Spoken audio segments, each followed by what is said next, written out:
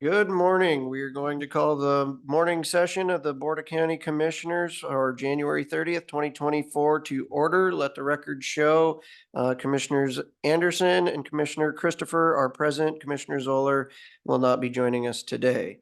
I would ask for an approval of the business agenda do you have any changes?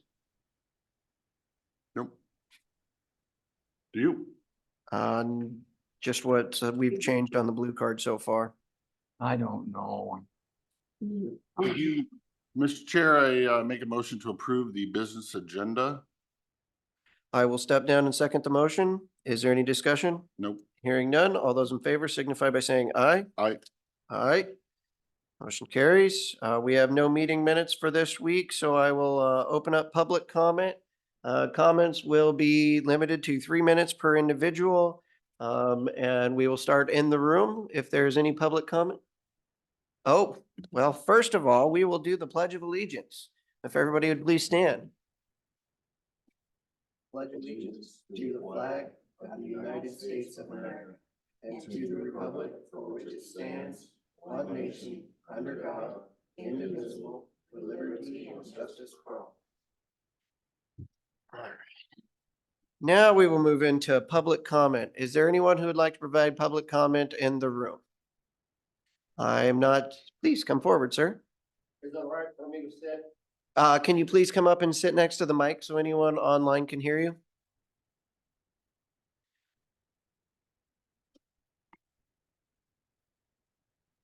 I'm gonna stand if it's all right, please. As long as we can hear Can you. you hear me on the mic? Yep, it looks like we can. All right. Orrin Johnson, Lyle, Washington. I have some reservation about proceeding with accepting the approval on this franchise. I think there are for Which those, franchise for clarification? the click Link. the click item on the agenda. Right.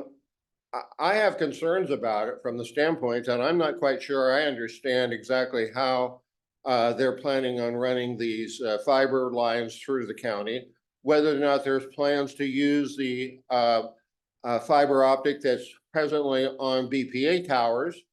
If that's the case, I, for one, have those lines on my property, and there was never any easement granted for any transmission of light on those towers. It was only for the purpose of electricity.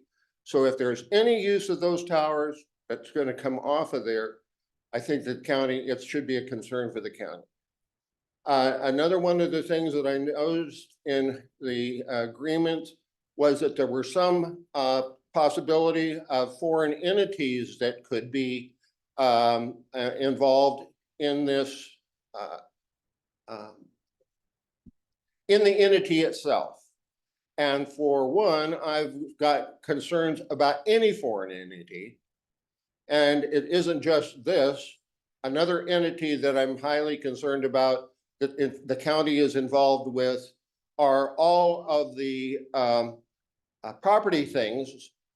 All of those things are granted or controlled by a Ukrainian firm of all places. It's a little logo down on the corner of the thing when you pull up a map, and that is highly concerning. I don't think that they should have access to any property records, any planning records, any plans, anything. We should not be involved with them at all.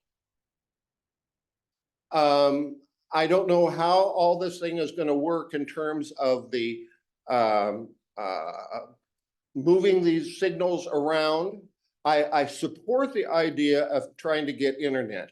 This has been more than a decade that this has been in the works, I would presume. Way back, I'm going to guess clear back even in the 90s or turn of the century. The county decided that they were going to put the bulk of their money into communication networking, and I supported that totally.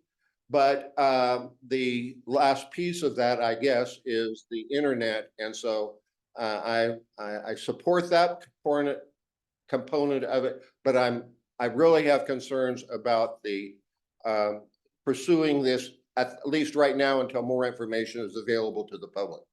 Thank you, Thank you. Warren. Can I ask a clarification questions here before he sits down? Yeah, go ahead. Sorry, I was facing that way and not that way. Is the radio tower that's on your property or is it in? It isn't a public ra- right of way? It isn't a radio tower. It is the fiber optic that was put on to those towers by BPA and did not have the right to do that. So but you were saying something was on your property. Yeah, The line the goes through your property? the BPA towers sit on our property. Okay, but yeah, okay, but it is, so it sits on your property and not the public right of way.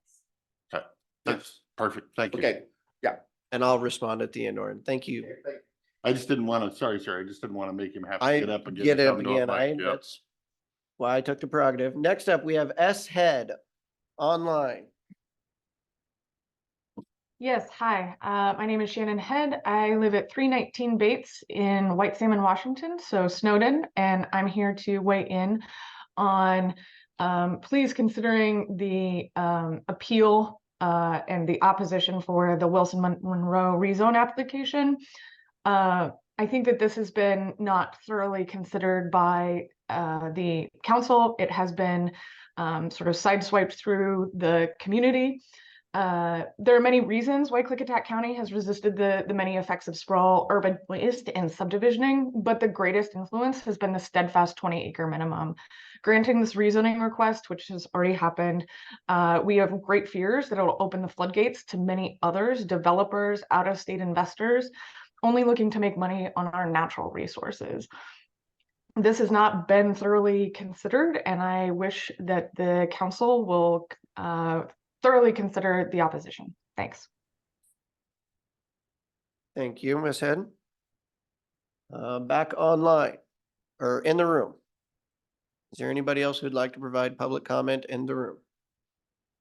Yeah, I will. Okay, back online. Is there anyone else online who would like to provide public comment to the Board of County Commissioners?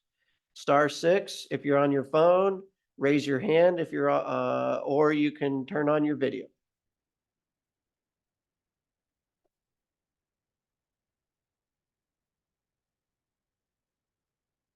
Kevin and Alina Smith. Yes, I'm Elena Smith. I reside at 1290 Snowden Road. My husband Kevin and I bought our farm of 60 acres in 1975. We were part of the huge effort to stop development in the Snowden area and instead zone at 20 acres minimum. Your predecessors on the Board of Commissioners passed that to everyone's relief and benefit. They did the right thing. We oppose the petition for rezoning 2 properties off Pyatt and Snowden Road. To divide property for personal profit without regarding the harm to neighbors is frankly unethical and threatens the lifestyles of locals who do live here on the land. It is important to maintain the land, the trees, the birds and wildlife, and the rural community to protect the culture of honoring environment and a way of going. Increasing the population up here involves more cars, more pollution, more expense, more services, a very real threat of loss of water, and a threat to the power grid and improvements that might become necessary, all hard on the county. Traffic, even 13 miles from town where we are, has increased exponentially since the development of small lots in Timber Valley and Appleton, as people take the Snowden route to get to jobs, shopping, etc. Many drivers are going way over the speed limit, which is dangerous and threatening to other drivers and wildlife. We have lost thousands of acres of trees to forestry company clear cuts, and this has negatively affected the birds, bears, cougars, and other wildlife who belong here and have lived here for many generations. We have lost so many species of birds, especially hawks and owls, and other birds who only live and nest in big trees. Please stand up for place and community rather than granting the wishes of 2 men who just want to make more money by dividing their small properties. Allowing rezoning opens the door to surrounding development, which residents do not want.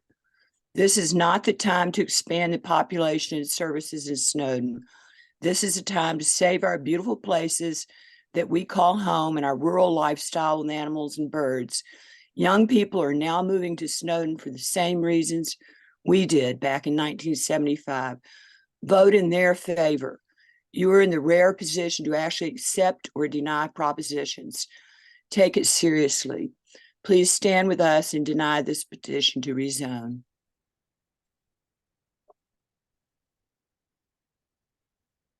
Thank you, Ms. Smith. Back in the room? Okay. Back online, I think I saw 7211 last time. Greg Wagner with Cease. On the James Dean overlay rezone proposal, comments were, deadline was the 25th. I'd like to know why they are not going to be put on the planning department's website so people can read all the comments. I was told that they won't be put on there. You have to do a public record request. That's not transparency of our local government. I'd like to see you direct the interim planning director to post those comments on the website so that citizens can read it. I'd also like to know, what is this agreement between James Dean and Mr. Fritzie that allows Mr. Dean to quarry aggregate on Mr. Fritzie's land? So please answer my questions. Bye. Okay, thank you, Mr. Wagner. Do we have anyone else online? I would, Mr. Gadway. yes. I'd like to speak to the Wilson Monroe zone change request. I'm the chair of the Snowden Community Council. At the February 2022 meeting of the Snowden Community Council, then Planning Director Mochi Lindbad responded to the council's offer to assist in updating the Snowden area plan by explaining, one, that the county could not proceed with long-range planning until a new senior planner was hired, and two, that the county comprehensive plan needed to be revised first. Since then, the county has been unable to hire a senior planner, and the planning director has resigned. The county is currently advertising for a consultant to, among other duties, revise the comprehensive plan. Into this vacuum of leadership, the understaffed planning department is processing ad hoc zone change applications, which it is ill prepared to handle. Zone changes can create major changes in our community and should not be granted on an ad hoc basis by an understaffed department when a major overhaul is needed and due under state law. We call on the Board of County Commissioners to declare a moratorium on zone changes until a new comprehensive plan and zoning ordinance has been established. The Snowden Community Council will cooperate and help with this process. The process of approving SEPA reviews also needs to be changed. We were given a choice between commenting on an already approved determination of non-significance or appealing it for $1,006.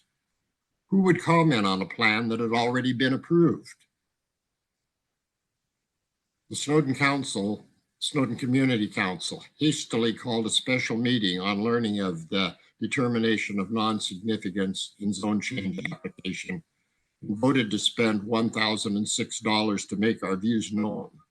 Wouldn't it make more sense to ask our views before making a determination? The planning department is deprived of information known to the community, and the public is forced to pay to make that information known. This needs to be changed. Why not a hearing or a public comment period before the decision?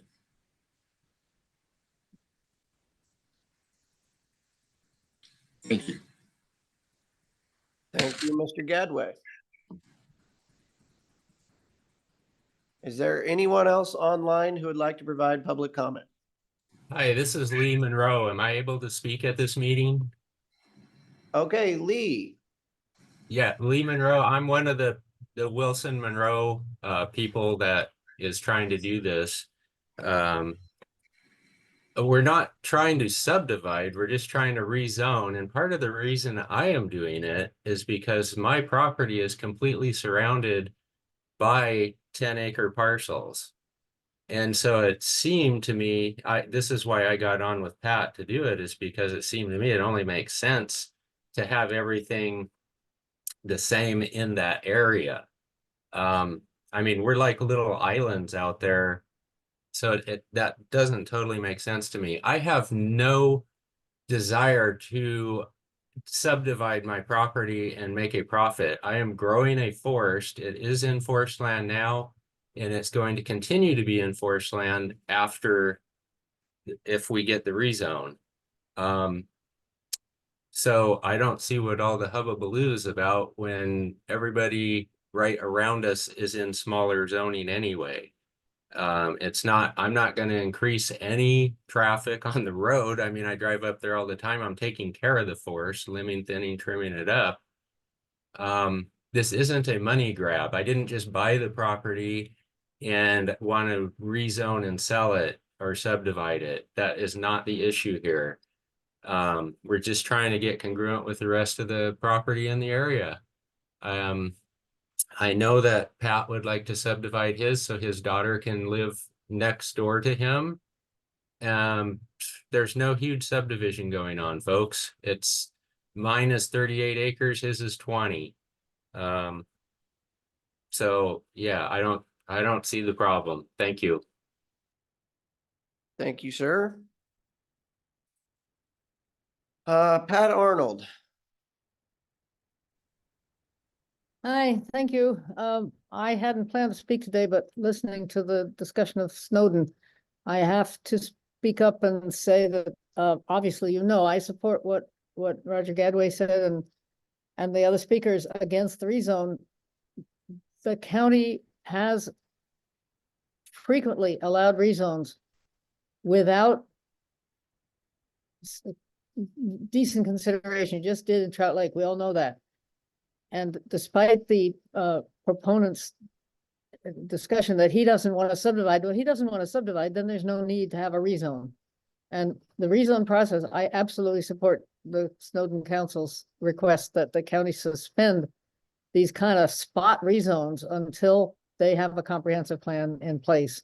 Yeah, that's what I want to say. I support the community council and oppose the rezone for many reasons, all of which you've heard from me previously. Thank you. Thank you, Ms. Arnold. Is there anyone else online? Becky Miles. Hi, thanks for listening. I would agree 100% with everything Shannon Head said and Alina Smith and Roger and Pat. And I do have my concerns about fire danger up here. And while the gentleman who spoke says he's not going to do anything, well, then what is the point of rezoning if you're not going to change anything? And so I do have concerns about fire. I've seen on the Snowden community page that people have lost their fire insurance because of fire danger, or just not their fire insurance, their home insurance because of the danger of fires. And I've also talked to M&K because our well has depleted, and he said there's several wells up Snowden that have gone dry, and that's a serious concern. And if we start letting everybody who wants to divide make 10-acre parcels up high up on Snowden, it's going to snowball down the hill everywhere. And I'm opposed. Thank you, Thank Ms. you. Miles.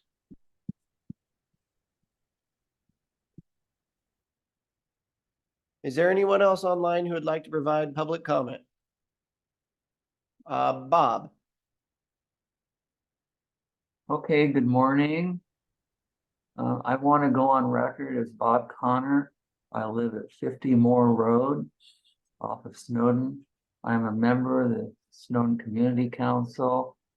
I'm totally opposed to this rezone. I don't feel that the county has properly done it. I know they're understaffed. I get all that. I'm not gonna repeat all the other comments that we've heard, but you put me down as being in total opposition to this. Thank you.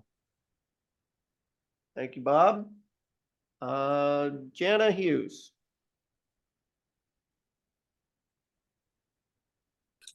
Hi, my name is Jana Hughes. I live at 64 Pyatt Road.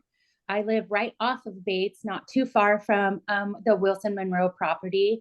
My husband and I, Chris Hughes, would like to be on record that we strongly oppose this rezoning.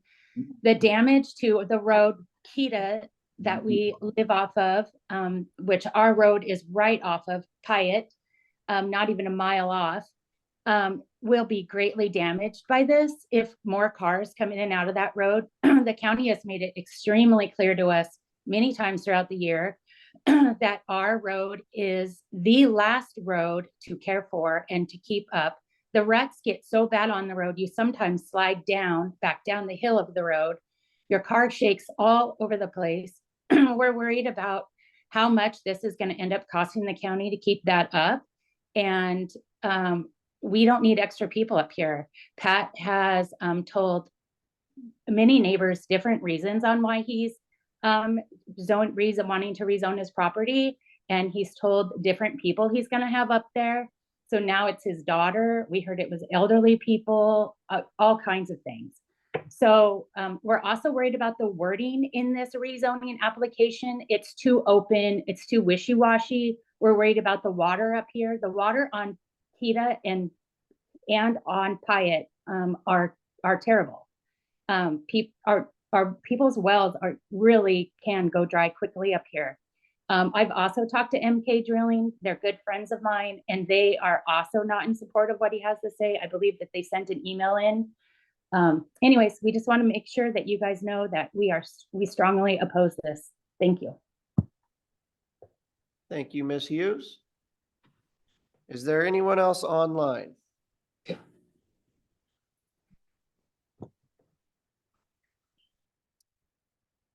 Sherry.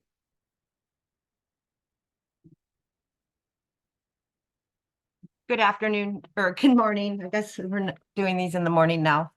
Oh, wow. A lot going on with the county, and I've talked about this before. And again, I come in as one of the people who care about the rest of the people in our county. I feel we should all care for each other. And if one is being harmed and we see it and we don't say anything about it, then why should we expect somebody else to stand up for us? Love your neighbor as you do yourself. So, I'm listening to these special favors. I've been involved a little bit with the Dean project and looking at that. There's a lot of concerns there where he's quarrying, and, I have to drive by it all the time, and there's been new quarrying, and there was a landslide the other day after the snow. I have a picture of it, and you guys want to expand. Well, what's being pushed through right now is his expansion that goes behind a man's house and halfway behind another house, or whoever the owners live. There's houses there, guys. Come on. Why would our county even entertain this? It's full of white oak. That's not even mentioned. I can go on and on. So I second Greg in saying I would like those public comments posted to the public for transparency so we can all see what each other are saying. So I second that. Please post those for the public. Don't charge us to look at documents. That's ridiculous with your for-profit crap. Anyway, if you guys are trying to do a subdivision up there, I seen the writing on the wall since I moved out here a little over 5 years ago, and what plans are for this White Salmon Valley. Snowden, why was government money spent? We can't even get how many millions of dollars for Courtney. Right, for development, for favors, back to favors. Taxpayer money, fix the road so friends could build up there. And I feel for these people. I came into looking at what our county does with under canvas. No matter what you point out, no matter that you can point out, you cannot evacuate these people off that road. Hundreds of people, our county will push forward. They will go into a lawsuit with you. They will. They did it. They're doing it with us right now, still in a lawsuit with under canvas. They don't care if that kills people. And do you care about that house behind the quarry? And so with the sub area plan, Houston BZ is the last one that I know of that has one, a sub area comprehensive plan. And now our community council has been stacked with people who want to see the subdivisions up and down this valley. There's a lot of people who stand to gain a lot of money with these affordable housing tax credits, whatever they are. You know, that's a scam in itself. And I raise the alarm to the people who are listening who care about this. You know, and how do we stand up against our government? Our government just pushes forward no matter what we say, no matter how much we say you're hurting the inhabitants that are already here. Do no harm, guys. You know, I've stood on this soapbox for a long time, and I don't think that that the people should be collateral damage for somebody's special favor, for somebody's want to develop to make money. So, you know, there's a lot going on here. And when we start looking at the special favors, I think there's a lot of people are getting affected negatively. And maybe it's time we all come together and talk about how do we stop the government from hurting us? Thank you. Thank you, Ms. Bosque. I saw a couple others previously. I was Alex one. If not, there was Beatrice Lakoff that looked like they had unmuted. Oh, did they just join? Okay. Is there anyone else who would like to provide public comment? Oh, Beatrice. I just wish to support the call for the moratorium on rezoning until the county can provide the proper staff and the proper review of the comp plan and the Snowden Bedoin Mountain comprehensive plan. We were told that ours was the most recently revised up here in Snowden. I live at 256 Bates Road, and that our plan would be the last one to be revised because it's the most current, and it was done, I believe, in 2009. This is just appalling. It's just not acceptable. And now with the ad hoc zone rechanges, whenever anybody asks it, there's no overall vision of where that development is going. We're not saying no development anywhere in Klickitat County. That's not reasonable, but there has to be a comprehensive overview of the county and where to put development and how to protect those rural qualities that we treasure up here and how to provide for growth as well. And that's what was done in 2009. And they did a really good job. And we're still like rural Snowden up here, the country we love. But we need to upgrade that. Times have changed radically in these many years since that plan was revised. You need to do it in an organized way, following state laws for planning and urban growth, and let the community be heard on what's important to us and how to accommodate the growth that's inevitable in some areas, but we need to look at what areas and in what way. So I totally support the call for a moratorium on rezoning until a comprehensive view can be made of the county and what is precious in this county and how to protect it and how to likewise allow growth without damaging what we treasure so much here in rural Klickitat County. Thank you. Thank you, Beatrice. Okay, I will go in the room again. Please come forward. So hello, commissioners, and I apologize at first for my discombobulated, unorganized mess here, but only finding out about this on January 26th. Didn't give much time to research or to prepare for my comments. So my comments are on the franchise, the Click Networks that Shane Mulburn is proposing for Klickitat County.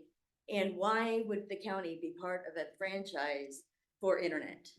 I don't know that the county has experience in networks and internet as such, or that we would want to make taxpayers pay for the electricity that it's going to take to run this internet, the database, the liabilities.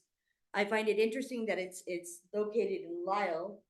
I just received today the, one of the papers that you guys received, which I think all should be available to everybody. And that is the franchise agreement, the engineer's report, and the public hearing procedure is on this page for today's meeting. However, it's not available on the website or on the agenda for today. So I picked that up this morning, and at the very back page, it shows that company and organization is Clinton Networks LLC, Shane Milburn's founder, and he has a PO Box 909 in Lyle. I've never heard of an application or a legal thing to be a PO Box. That could be anybody. They've always had legal service to an address. Well, the address I found online was 10 Incline Road. I looked it up. Unfortunately, the treasurer's website is down, and so we're unable to find the parcel or address that way. So I went the only way I could, and that's through the DUNS number. They did find 10 Incline Drive, which then I Googled, and it's in Appleton. It's in the Appleton area. I forget what road it's next to, but if it's in Appleton, Appleton has a post office. Why is the Lyle address being used when there's a address that is in Klickitat? And then I looked, and there was a short plot done on that property in 2019. However, I couldn't find it on the Klickitat Commissioner's website, for a short plot. Again, the treasurer's office or website is down, so I couldn't look that way. So I'd appreciate if you guys would put this off. So number one, Lori's here till we have a further chance to read these documents and do some more research, and also to find out about these addresses. Now, I'm going to read to you from the ClickNet website. It says, can I read this? I'm sorry, we try to keep it Our equal at network 3 is minutes. built on the principle of community micro network, which means that in order to deliver your internet, we sometimes rely on our customers to help us boosting a relay node at their location. This relay node may be on a house, outbuilding, fence, or a post.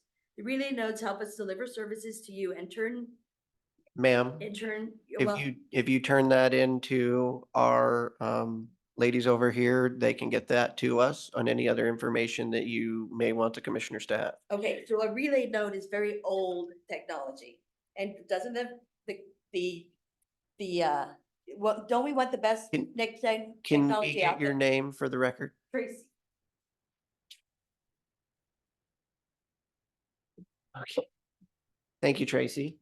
Is there anyone else who would like to provide public comment? Can you hear me, Yes. sir? Please give us your name. Yeah, it's Patrick Wilson. Should I start talking? I see the Yes, meter. sir. Yeah, I've never been on Zoom before, so bear with me a little bit, please. Lori Anderson let me know yesterday that the rezone application that I and Lee Monroe turned in, that there'd been some people from the community reaching out asking for information. So one of those was Jen Sharp. She had requested a copy of my forest management plan. So she lives just next to me here, so I gathered it up and took it down to her.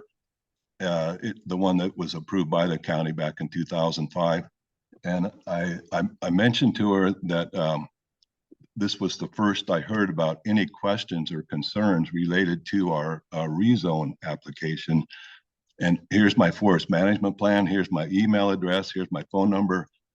Please let me know if anything else is needed, because I would much rather share information and keep the process moving forward with everybody on board or resolve issues.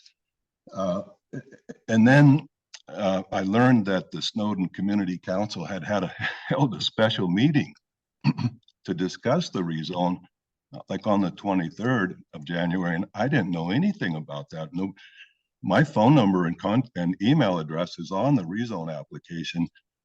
I wish somebody would have reached out and said, hey, we're going to have a meeting to discuss this in our community. I've lived in Snowden since 2005. so I'm always here. But I didn't know there was going to be a meeting. I'd love to have gone to it to share answer any questions, provide any information, keep the thing moving forward.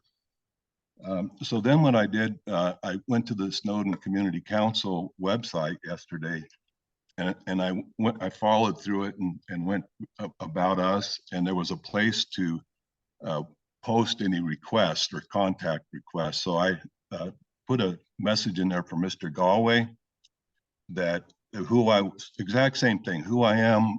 I'd love to talk. I'd love to answer questions. I'd like to provide any information you have, and whatever you want to do, let's talk. But nobody's made contact with me.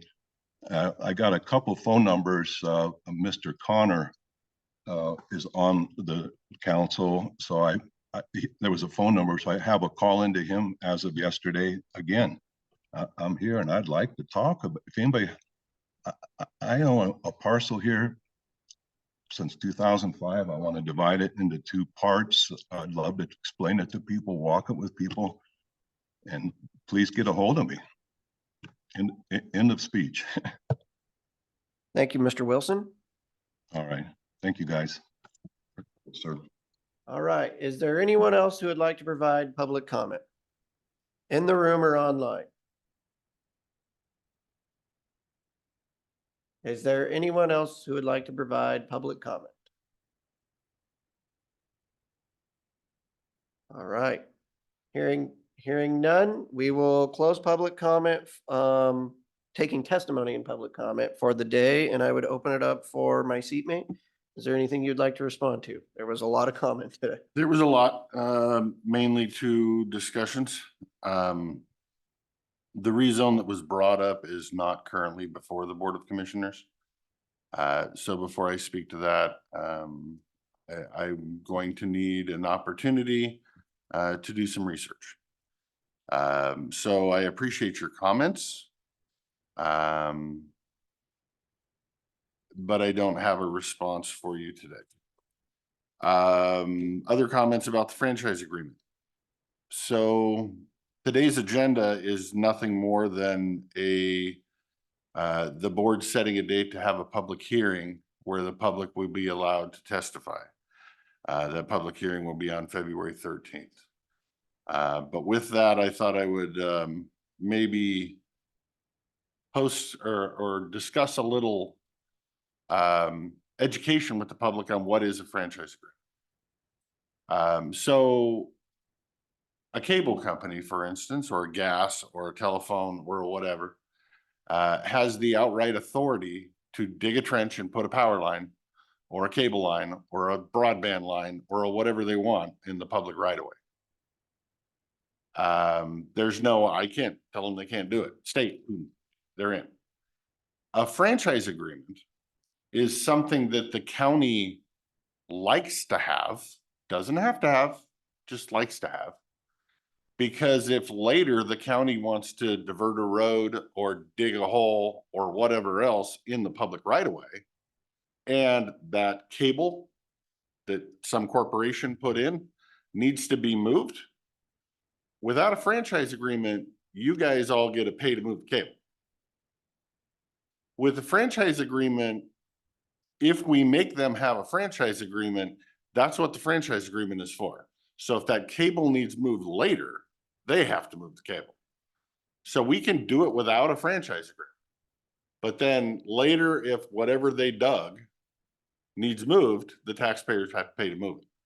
If we have a franchise agreement and whatever they dug needs moved, they have to pay for it. That is essentially, in a nutshell, the only reason for a franchise agreement. It doesn't matter what company is involved, what corporate backers they have from what continents.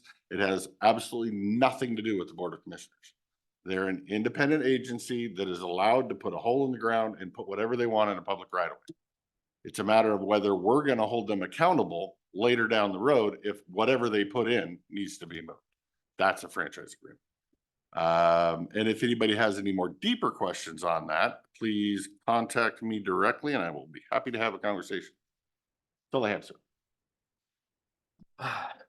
I would like to say thank you to everyone who provided public comment today. It's great when people bring forward their questions and concerns to us.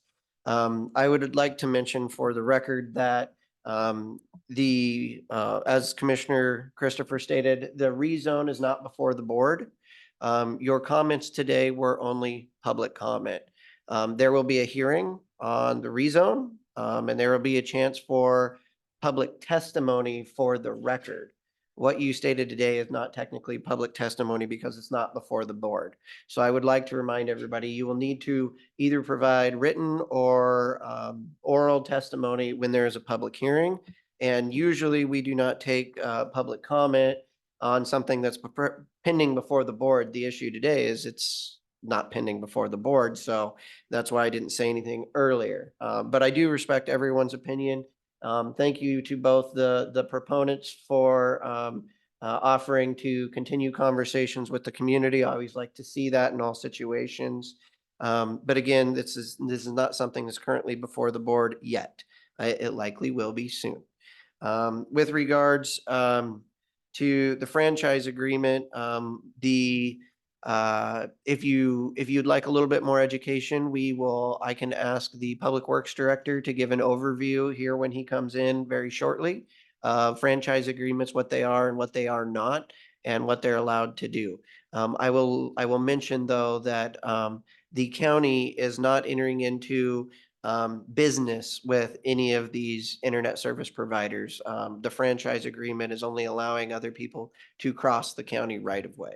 So we are not involved in anybody's circuits or networks or anything else. That's not what the franchise is. It's not like thinking of a franchise as like a McDonald's franchise. It's completely different.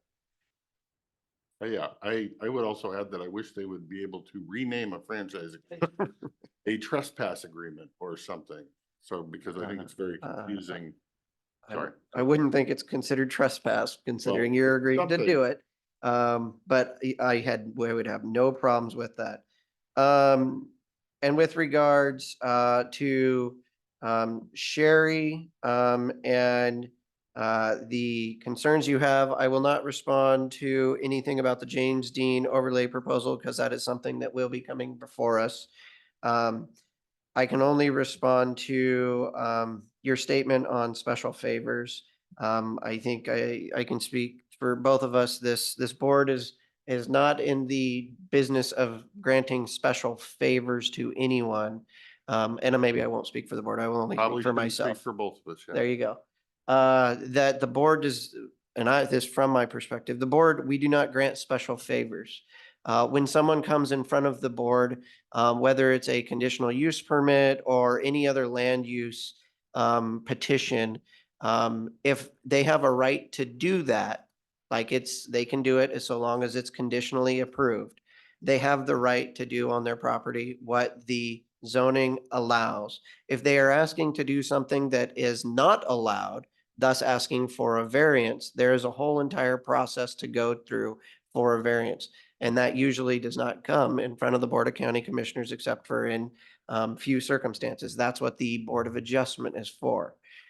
So hitting that statement that making special favors, or when the county decides to build a road or rebuild a road, to upgrade a road, to give another option for escape during fires, that is not dispensation of special favors. That is the essence of government, and that is government doing what it's supposed to do, and that's provide for the services of the citizens that they're asking for. And then there was Gadway, great.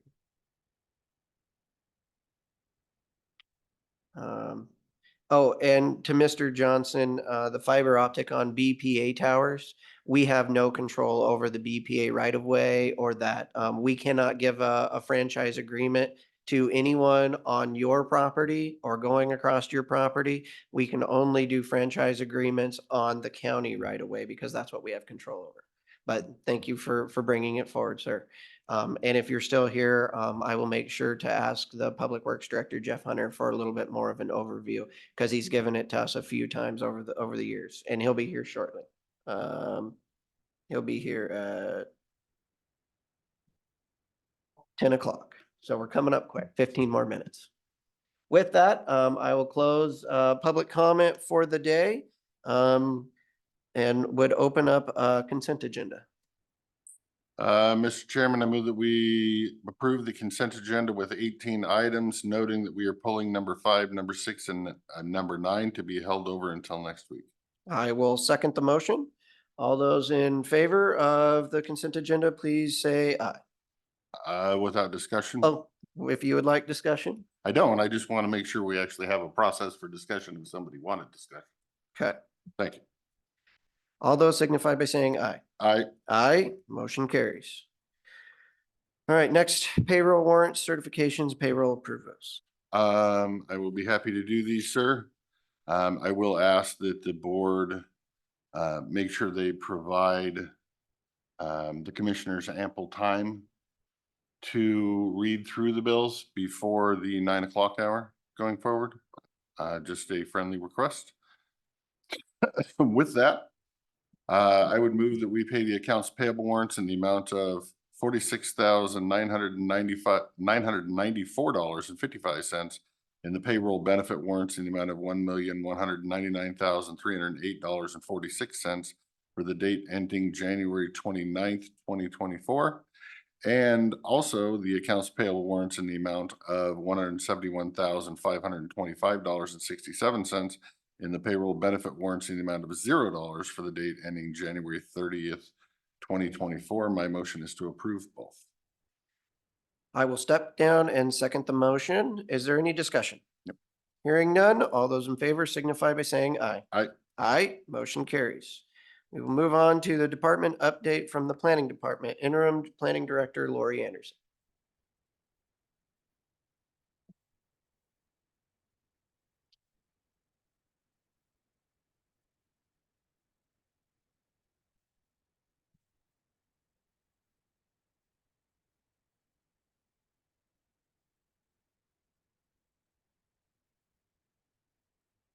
Thank you. Thank you. Thank you.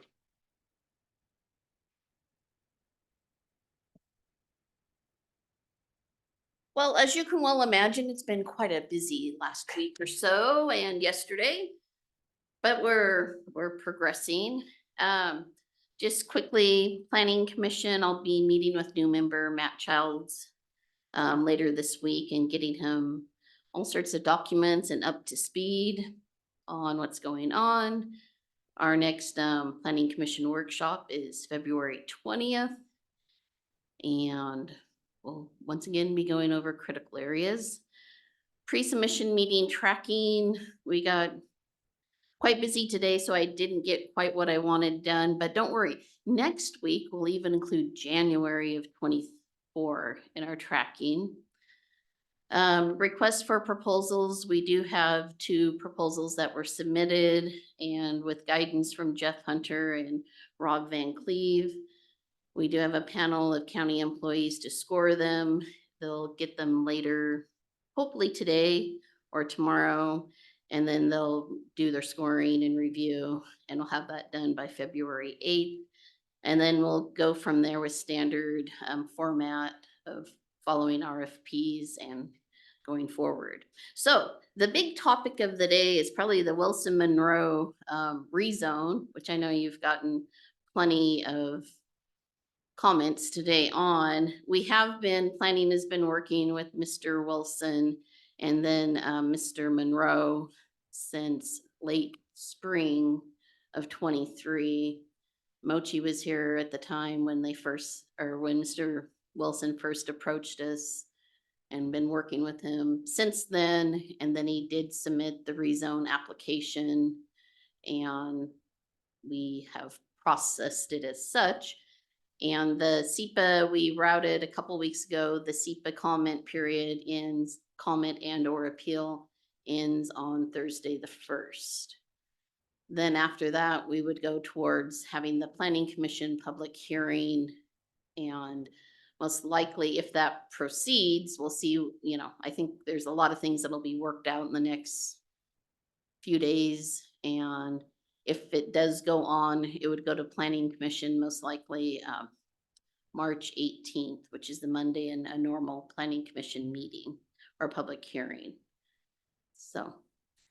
Question not about the proposal, specific proposal, but about how a rezone works, how a SEPA works. So you said it, the SEPA went out for comment / appeal. Did, so the developer essentially fills out the SEPA, correct? Correct. And then the SEPA official looks at the SEPA and sends it out for comment, correct? How is that procedure, if you could? What happens, so just as you said, the applicant submit the environmental checklist, planning staff goes through it. And then for 99.9% of the SEPAs, a determination is issued. Then it is routed to the various state, local, federal communities, fire districts, community councils, etc. And there's a comment period that also parallel or with that is the opportunity to appeal SEPA determination. The comment and SEPA appeal deadline is that same day, which in this case is February 1st. What then is done with the comments if the SEPA is already officially done and stamped? What's the purpose of comment? We take those comments and forward them to the applicants who then can work on addressing those comments. If necessary, we could withdraw that SEPA and reissue it with updates to the checklist and addressing the comments that were received. But I guess where I'm trying to come from is it just seems confusing to me that, I mean, I understand it's a state way of doing things. It's not us, it's not anything special or project specific or anything else, but it just seems weird to me that you don't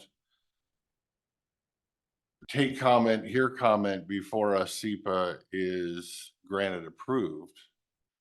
But you're saying technically if there's comments that was like, ooh, the SEPA official's like, well, never thought of that. That makes sense. There's a way for the SEPA official to add that in or change something after comment if they felt it was worthy. Correct. And that is the way, like I said, 99.9% of the SEPAs work. We issue a determination, they go out for comment, and we go from there. There have been some that the determination is then withdrawn, the checklist is updated, and we reprocess and go from there. The one, and not to sidetrack, the one exception we made recently was with the James Dean aggregate resource overlay, where we put the SEPA out for comment, and yes, we did get comments. And then after those comments come in, then a determination would be made. But see, that just makes far more logical sense to me. And It just seems weird to me to make a determination before comment. Lori, is it the difference usually if there's a likelihood of an MDNS or a DS? And so if it's going to be an MDNS or a DS, that you are more likely to not make a determination yet, you put it out for comment and then you make the determination once. If it's a DNS, a determination of non-significance, then you're in essence saying it's a determination of non-significance. But if you would like to appeal that or provide comment on that, and because it's a little bit different of a process, is that correct? Yes, that would be a that makes good sense. way of explaining it. Thank you. So then back with the Wilson Monroe, needless to say, the comment appeal deadline is Thursday. I spent a lot of time yesterday on the phone, responding to emails, etc. And Mr. Wilson calls somewhat regularly. So there was a lot of back and forth yesterday. And then overnight, there was quite a few comments that were received. So we're very, very well aware of that. And do you recall when we did the rezone in Trout Lake of that parcel, those couple of parcels there, was that a DNS that was issued? That or was, is it's at the Walton rezone, just south of downtown. And for the most part, rezones, because they're non-project specific, they're DNSs, they're not MDNSs, because how would you Correct. mitigate or create a determination of significance on something that's just changing what the allowable uses are. Correct. Got it. Thank you. So then moving on, we'll be routing at least one short plat with SEPA this week, this coming week. Last week, we did get the ports, Bingen Point, Shoreline Substantial Development, and Shoreline Conditional Use routed. And kind of, as you already know, we've had many comments proceeding, and SEPA comment deadlines were either last week or this coming week. So we're quite busy. And maybe just circling back on some of this, there's our zoning ordinance, et cetera, allows for rezone applications, overlay applications, conditional, there's no way for the planning department to not process what, we can't stop somebody from doing that. and applying. Unless the Board of County Commissioners created a moratorium or something of the fact, or an interim rules or something like that, but. Correct. But the law allows for, quasi judicial zoning, changes in essence in in ad hoc basis. Correct. So that's pretty much, we still have some pending projects that you're well aware of, and certainly if you have questions, we're here to answer questions. And once again, I do want to thank Public Works and Rob Van Cleve for helping with some guidance on like the RFP and stuff. So we're moving forward. March 4th, we'll have our new director, and we'll continue on and do good things, and I'm sure his leadership will be greatly appreciated, at least I know by me. So thank you. Thank you for Any questions? hanging in there on March 4th without I don't know, throwing rocks at us for not getting you one faster, but Well, it is what it is, and we have it's gonna be worth the wait. Yes, and we need to, planning goes on, and soon we'll have a director, and we'll all be here to support him. And I'll be here, so. And I would like to say thank you for taking on the interim role. I know you're catching a lot of flack and a lot of heat based on some of the comments that we've heard. But I think, with your 30 years now in county operations, you're well qualified, and I appreciate all the time and effort, not only you, but your staff are putting in. So thank you. Thank you. And certainly, again, if you have questions, just holler. Okay, with that, we will move on to the Public Works Director update. And I don't know if you were listening or not upstairs, but if you could give a little overview to start with of what it means to have a franchise agreement with the county and does not mean, that would be great. Okay, we will do that. I actually wasn't listening, but I have people that were. I figured you knew. I say you had a lot of papers today, so. I do. It'll be entertaining for us. Actually, they're just stuff to cover certain topics. So we'll start with this and then we'll keep right on going. Let's give these two. Good morning. Good morning. Okay, what can we? Thank you, sir.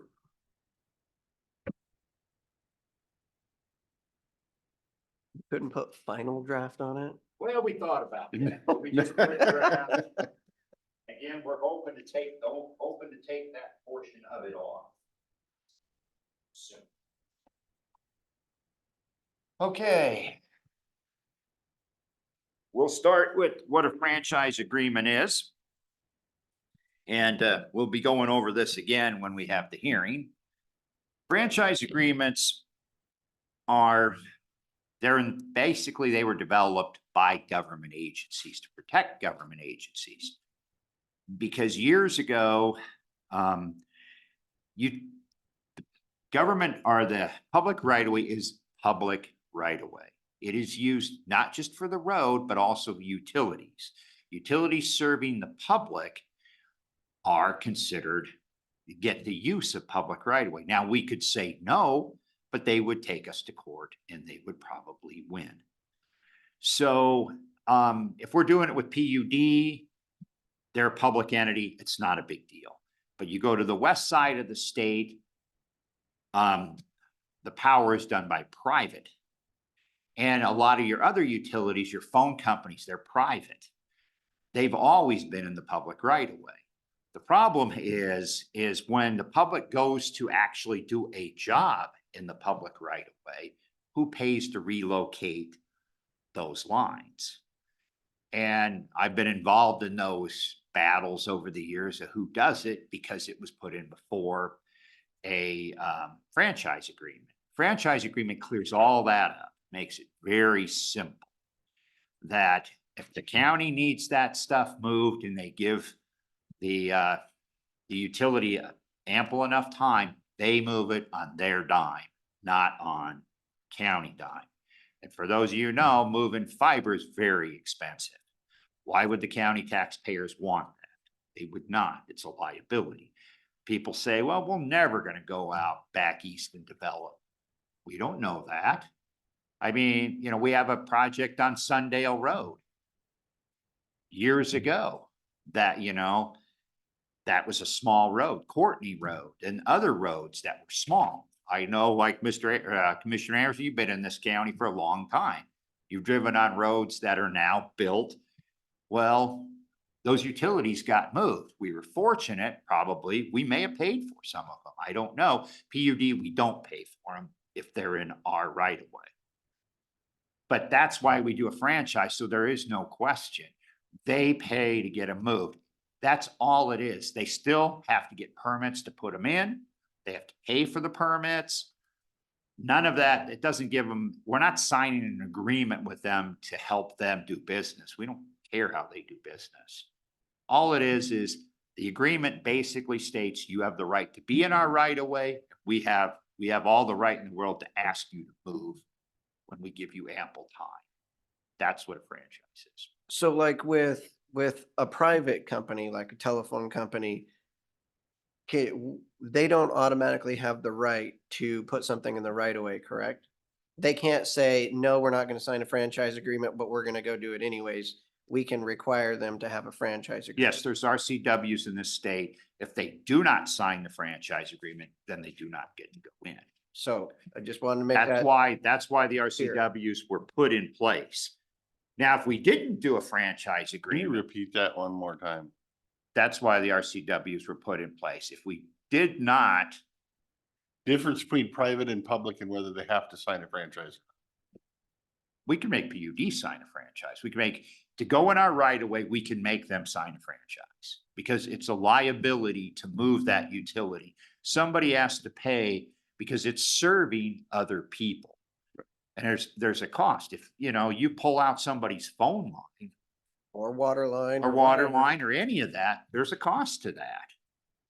And for a lot of franchise agreements, we'll have in there like a time frame. Like if we want it moved within 3 years, then we'll pay for it because you put this cost in with the expectation that you could get a return on it, correct? That's 3 years from signing the franchise agreement. Oh, After that, once they're in, I mean, if we don't tell them, if all of a sudden we pull some, they still have to move it because it's considered, they know, they're put on notice. But we have a certain period once when we first sign the franchise agreement to, you know, we can't sneak stuff in on it. But we wouldn't do that. We would just tell them up front, you need to move. And the cost is very expensive. oh yeah. Move utilities. It's very costly. It's very costly. So they have to have time to do it, but they have to move them. I mean, you know, ultimately, if they don't, there's a lot of avenues, but they sign the agreement. It makes it much cleaner than if we don't have the agreement. And one thing that happens regularly, like we will go and straighten out like Snowden Road. We'll straighten the road out. And so we won't even be in the same right of way that we were originally in. And so that organization has to pay, where if we just said, sure, go ahead and put it in there without an agreement, then we would, the citizens of the county would be on. They could be potentially on the hook. I mean, we could, there's a lot of other avenues we could use, but this is a slam dunk and it's a safe bet. Right. So for instance, the one that's coming up, and I want to not get too far down the path because we'll be talking more about this. If it's especially fiber line, they put it all over. They put it in the right of way. If we all of a sudden, we're gonna move, we decide we need to widen the road, or like Commissioner Andrews suggested, we're moving outside of the right of way.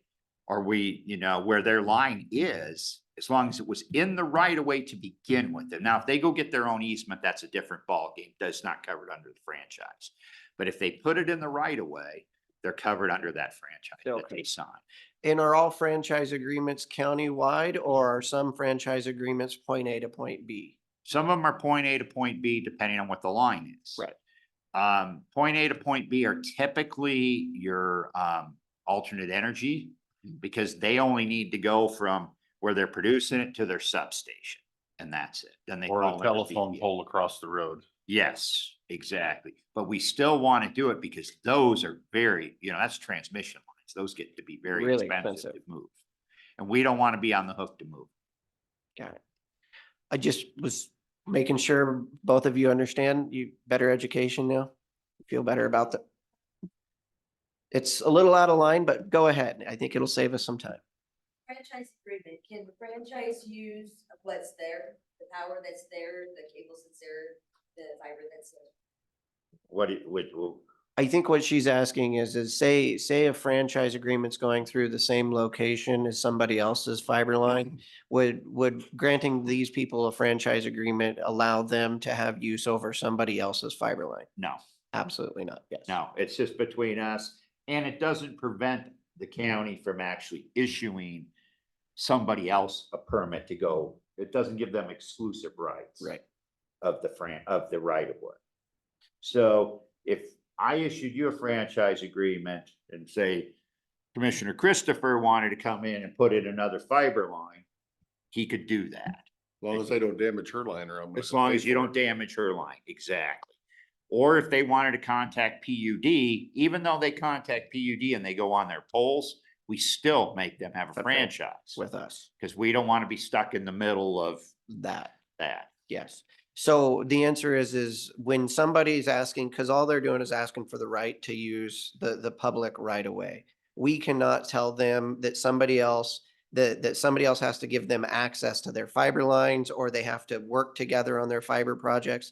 That is all private companies. That's all private business. We don't have any control over when somebody. So when you're asking about whether or not they have to use the fiber line, the middle mile line that runs through the county, we can't direct any of that. All we can do is give somebody the right to access the public right of way. And I would add that part of this might come up because the public is seeing a lot of franchise agreements when it didn't used to see franchise agreements.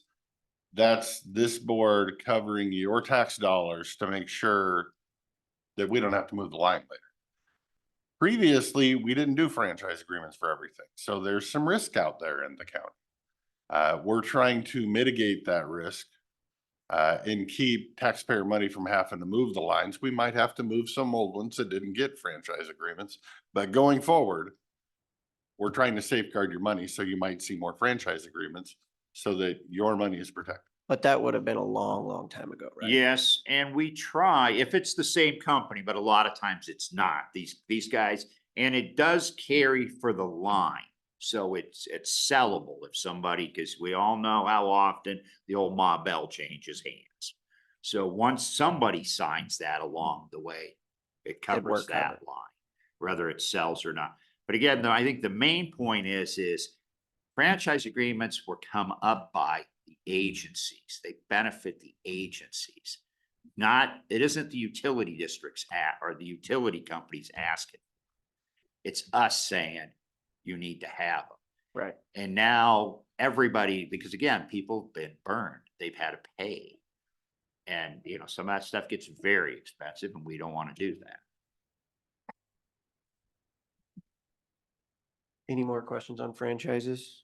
I had one more. I'll get back to it. Continue on your regular. Okay, so we'll continue. We'll drive forward. So I didn't pay any attention. I assume the consent agenda is done? Okay. Most of it. All of your stuff. Okay, that's all I'm concerned about then. I'm thinking of only me here, sorry. But we have one pay estimate to Hale Construction, amount of $65,228. And this is for the package or a down payment on the package of the sale building. On the construction side, notice to contractors is out for the annual striping. And we're setting a public hearing, which you guys have already approved all that. A final acceptance and release of retainage. Oh, sorry, how am I into that? Anyway, construction program somehow or another got I ended up recopying something. So been a hectic morning. On construction, we are, and it's covered later on, the main thing is we are blasting today at the pit, at the Badger Gulch at the quarry. I've not heard if they've actually shot yet. It was scheduled between 9 and 11. Correction, we're not blasting, correct? No, contractors. Okay, thank you. We have a blasting contractor I- that's trying to keep my phone licensed. from No, ringing. no. We actually reached out and contacted everybody personally within a half-mile radius. Door knock, our inspector went out, told them we're blasting, this is it. They put a seismograph on the wells to make sure that the blast doesn't affect the wells within that area. We only do it for that quarry because that's the only one that has wells pretty much that close. So yeah, that's the big thing on the construction side. On the road design side, we talked about the annual striping. Sundale plans and specs are being finalized. And pretty much we're just moving forward with everything else. On the maintenance side, on the east side, we're cleaning up, coal patching, cleaning up from the snow, and brushing when we get the cleanup done. On the west side, we're cleaning up also, except for we have some extra trees there. I think we lost 2 on the east side. And we're coal patching where we can, where we've had some asphalt issues. Upcoming events, the jail roof, finally, we got them here. They're coming on the 9th, the manufacturer, to do the walkthrough. Superior Court walkthroughs are scheduled for the small works contracts this week. The events are the same. We're going to actually talk a little bit more in detail about some of the stuff going on out there. Fuel Island, the consultant's still working on the sign, and we're proceeding forward on the voting area. HVAC contracts, that's going to come up. They actually got out there, they checked the camera, they reset it, climbed the tower, reset it. Luckily, they stayed there. It worked for 10 minutes, it went down again. So they pulled it off, brought it in, went through it, started it up on the bench, ran for 10 minutes, it's back down again. So we're just telling them, just replace the camera. We don't care one way or the other. But we'll see how that, they got to go through their whole thing with their manufacturer. That's their problem, not ours. And we're not paying for any of that. So many times as they want to go up there, I guess that's up to them. Other issues, elevators been rescheduled for the elevators this Wednesday and Friday. We will notify people that the elevators are down. So that brings me to our first handout. Now, again, I don't need anything today as far as decisions. I'm just giving you the heads up. 4-H has requested a waiver, again, for all their events. This is what the waiver is that we have in existence today. What it'll be would be, we would just change the dates unless the board would like to see something. Yeah, I don't need that information today. I'll give you guys plenty of time to digest and talk about it next week. So all you're doing is you're keeping the existing, all they're asking for, sorry for clarification, is to keep the existing waiver, just extend the date that on this one ends January 1st, 2024. So it'd go from 2024 to January 1st of 2026. They're not asking for any changes. No. A part of their deal is they also, they can be bumped by any paying event. It says that right here in the waiver. So again, I'll let you guys, digest that a little bit because we have another request for another waiver. I have no problem with this one, so Okay. I'll be on the record with that one quick. Do we usually have them do a trade for work and stuff up there at the? In the past, they have not. Rodeo Bible Camp, I believe, is the only one this There, county is yes. asked to trade for work. Yes, you are correct. No, they do not, and they haven't, and that's been a standing order for years and years and years. I'm not saying you couldn't do it, but right now they don't do it, no. So, and I can wait till next week, but I already got Commissioner Christopher on, I'm saying, but you know, we can do something formal that you guys run the show. We also have another request for a waiver. This is Dallasport, the Dallasport Community Center. The Learn to Play White Salmon Library. It's with the White Salmon Library. They want to use the Dallasport Community Center every first Thursday starting in March for the year. And what they're what is their well, what they do is they'll do, it's open to the public. It's based for kids. It's like puppet shows, reading, that type of thing. And let's see, they're there from 10:30 to 12:30. So just, you know, they'll have crafts, they'll issue free books, they'll read along with the kids. It's that kind of thing. The total cost is $420 for the year. They said they would clean up after themselves because before I would support it, I can't afford to send somebody down there and clean up. They said they would clean up after themselves. We also let them know that they would be, again, if I said, we got to talk, I don't have that ability to waive the fees. That's only the board's ability to do that. But I said, you know, we also told them part of the rules are for any non-paying event that gets their fees waived, they can be bumped by a paying event. So I guess I'm looking for direction from the board on what we would like to do with the White Salmon Library, the use of Dallasport Community Center. Well, how are they gonna get a key? And have We would figured out the give key? them a key. We're just gonna give them a key that they get to hold for the. Yes, Okay. that's how we would do it. Thoughts? I'm in favor because I've been in favor of all of our youth programs being able to use county facilities without having to pay for it. Kind of been that way across the board, and I would love to see a day when the county thinks the same way. Well, I'd say I think most people in the county think the same way. Unfortunately, I think most commissioners don't.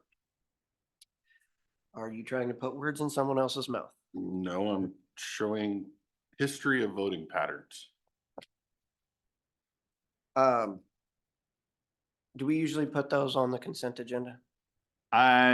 Sometimes we do, sometimes we don't. We can actually put this one on the consent agenda if the board would like that. Yeah, I think putting them both on the consent agenda would be. a good Okay, idea. we will do that for next week. I always like to talk to the board about these kinds of things. No, I appreciate seeing things before they surprise me on a consent agenda. Anything that needs an education and or could be controversial should probably not be on a consent agenda without previous discussion. So I appreciate it. Okay, so that's what we'll do there. It is on the consent, it will be on the consent agenda next week. The RFP for the airport is in review, and we're also helping Lori review her RFP. So there is one more item on the list. You're gonna see the highlighted list. It's a 3-option day. I say you're getting up a lot walking up here with a new pamphlet. Well, this is an option for you. I know how much you guys like options, so. We just got not such good news. Our generator at the jail also went bye-bye during this event. It's 40 years old. We put a new control board in it. You can't buy the control board that works in the generator now because it's 40 years old. It is so what it does is a existing control board sends a message to, or actually receives a message from the transfer switch telling it there's no power, fire up. The new, you can't get that anymore. So that for that generator, because the transfer switch senses when there's no power, not in that case, there's different ways to do it. But in this case, the transfer switch tells the generator fire up because it senses no incoming power. Generator fires up. Well, when the control board went out, it no longer can do that, but the generator still functions. So what we did in the immediate future, or for now, is Pacific Power fabricated a control board,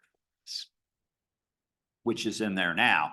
So we still have power if we need it, if the power goes, but it has to be manually. Toggle switch has to be flipped and a button has to be pushed.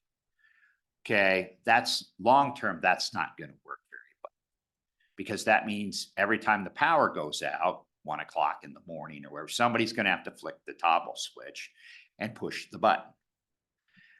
Now, I haven't talked to the sheriff, but I know they're low on people to send somebody out here and do that exercise. So my recommendation is we replace the generator. Now, we've priced the generator because we can actually use the generator at one of the road shops so we can pump fuel and they can push the switch. But here I'd have to call somebody in to do it. And one of my guys lives in Glenwood, another one lives in Wishram. By the time they drive all the way over here to flip the toggle switch and push the switch, we have problem, Again, that's fine if the power goes out like right now, but if the power goes out at night, it doesn't work. So here's what I'm suggesting, and it is a 40-year-old generator. So we've looked at getting one through state bid. Problem with state bid is they're all way out. They're about $10,000 cheaper on the state bid, but they're all third quarter, fourth quarter, best case scenario. And if when the lights go out in the jail, or when the power goes, there's no lights in the jail. So you need and nothing works. So you need pretty much, it's the jail, you need that immediate response. So we're looking at going out on an open bid to get one. We've seen different prices. I don't know where we're going to fall, but it's probably going to fall right around $50,000 to $55,000 for a generator. That is a capital improvement project. This is where this was. So this is where the options go. So we have two projects that fit that. One is the replacement of the HVAC unit in the treasurers. The other one is the repair and cover of the beer garden bleachers. And the third option is we just take more money out of Fund 303 to do this and not push the projects back. So we looked at the projects, and the only reason we're recommending like the pushback of the HVAC system is the HVAC system works. That one works really well. That's why it was the last one on the list. Again, it's getting close to the end of life. It needs to be replaced. I'm not advocating that we should just push it off till it breaks, because you don't want to do that. But could it go back? It could go back. The other thing is that one gives us $55,000, where the other one only gives us $50,000 to stay in budget. I mean, we might be able to make the ones work, but the first cost we're hearing right now is about $49,000 for the generator. That's about $5,000 for them to hook it up and put in the new transfer. That's with the new transfer switch. Now there'll be some money because ER&R will purchase the old generator from that, but frankly, it's a 40-year-old generator. It's not worth that much money. $40,000 probably.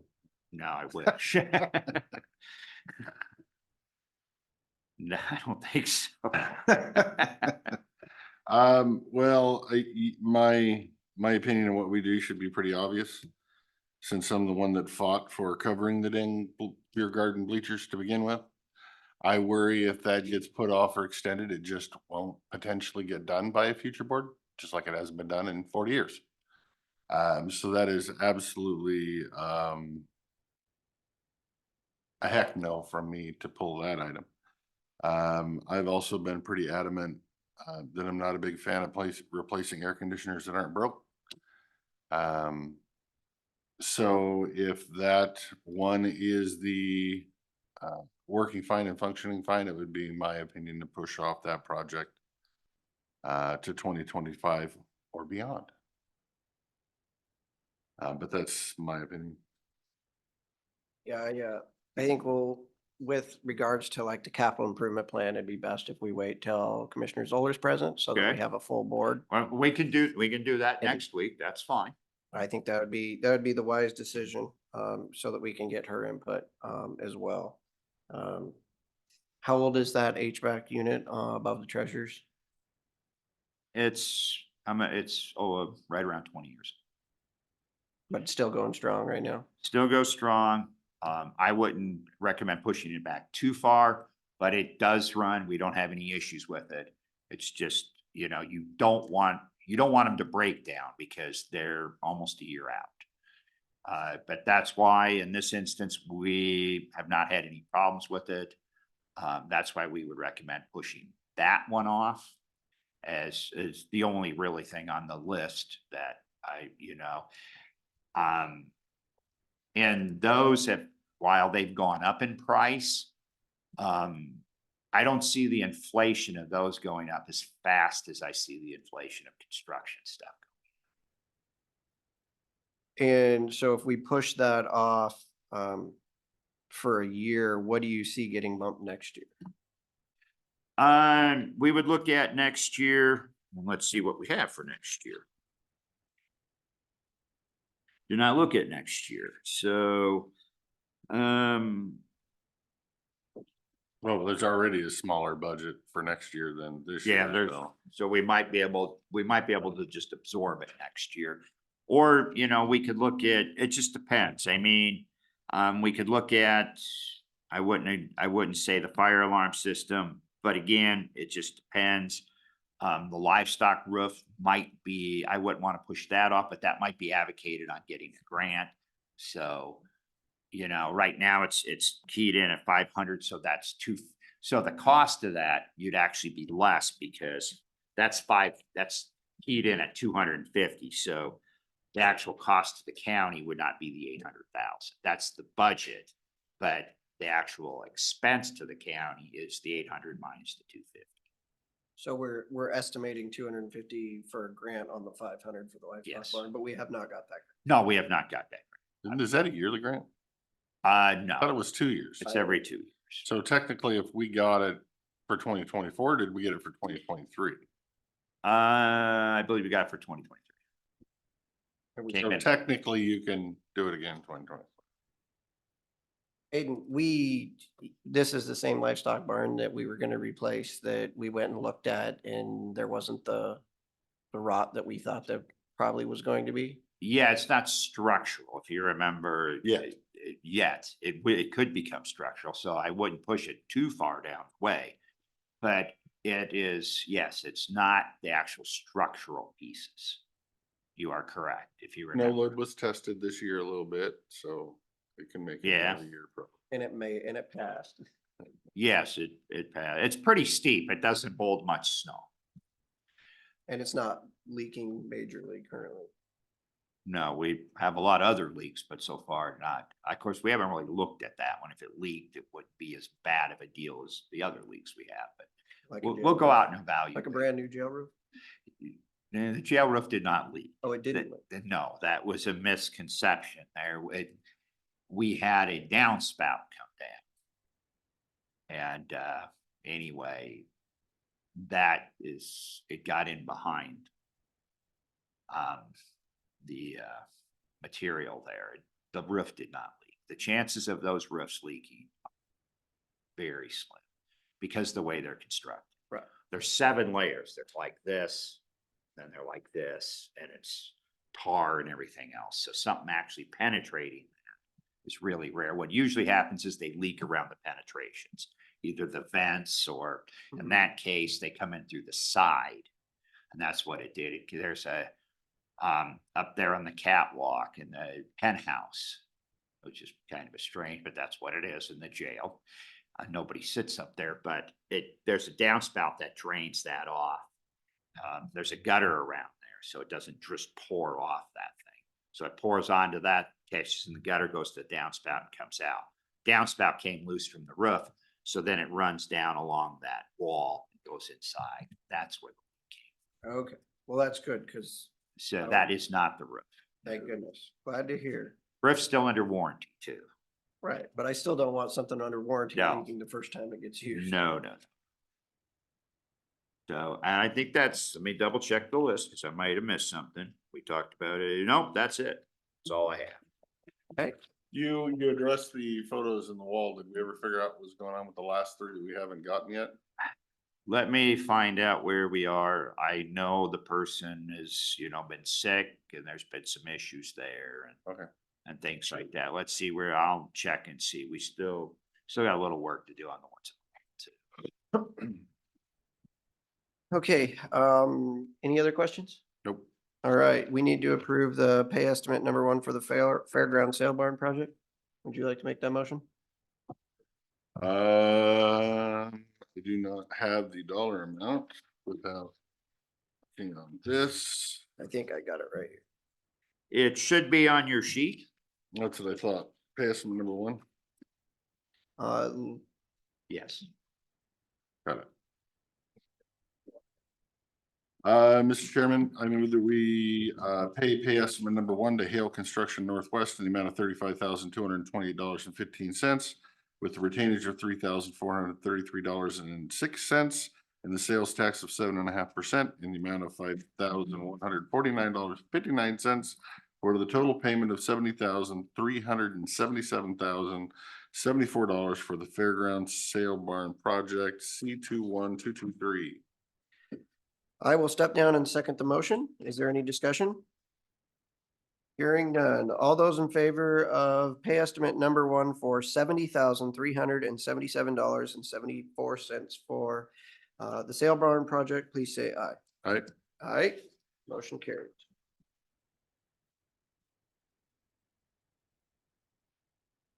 Okay, I Right. will leave and turn it over to Rob. I used a few of his.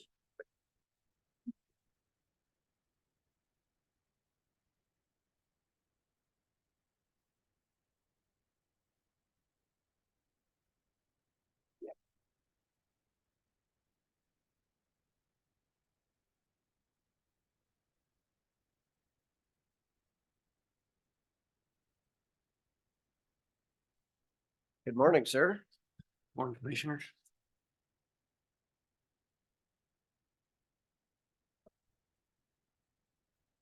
Ready? I am. So I submitted the written reports for IT and code compliance. Randy's here to answer any questions.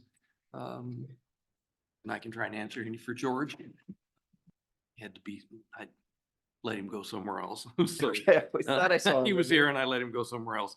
So is there any questions regarding those two reports? Any questions? No, sir. Fiscal Department Jen is up this at 1 o'clock giving the fourth quarter, so she won't be here this morning. She'll be here this afternoon. Casey? HR, we just got one item.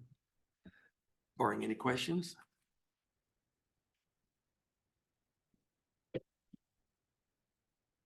So just to give you an update regarding the Department of L&I and the overtime salary threshold limits that they have given, they updated those for January 1st of 2024. And it has affected 2 positions within the county. And so we will be working on moving those 2 positions to a non-exempt status. And then they did update the rates for 2025 as well. And it will be affecting 3 of our pay grades in the exempt status. And so we're gonna have to move forward on How we're going to many is that gonna approach be? that. That could be as many as 11, 13 employees by next year and 24 by 2026 or 2025, excuse me. So So we've been talking about this. I think Randy and Casey, before I started, mentioned for the first time. So we're actually there now. And so it's just gonna be an impact every year. I guess my next bigger question is do we have an estimate of how many hours those people are actually working and what this is going to be? I don't have one with me today, no. Okay, and is that something we can get so that we can start thinking about this on the budget wise side? It is something that we had tracked previously and then we stopped tracking. And so we can maybe use some Look back to some of numbers that. Well, I mean, the short answer is not the one everybody wants to hear, but you know, when they become hourly, there's 40 hours, you know, and you limit the overtime. So shouldn't be any other cost. Except for those essential functions that maybe have to be done on an overtime basis. So it's more getting folks who are used to working on an exempt basis, working on a non-exempt basis. So.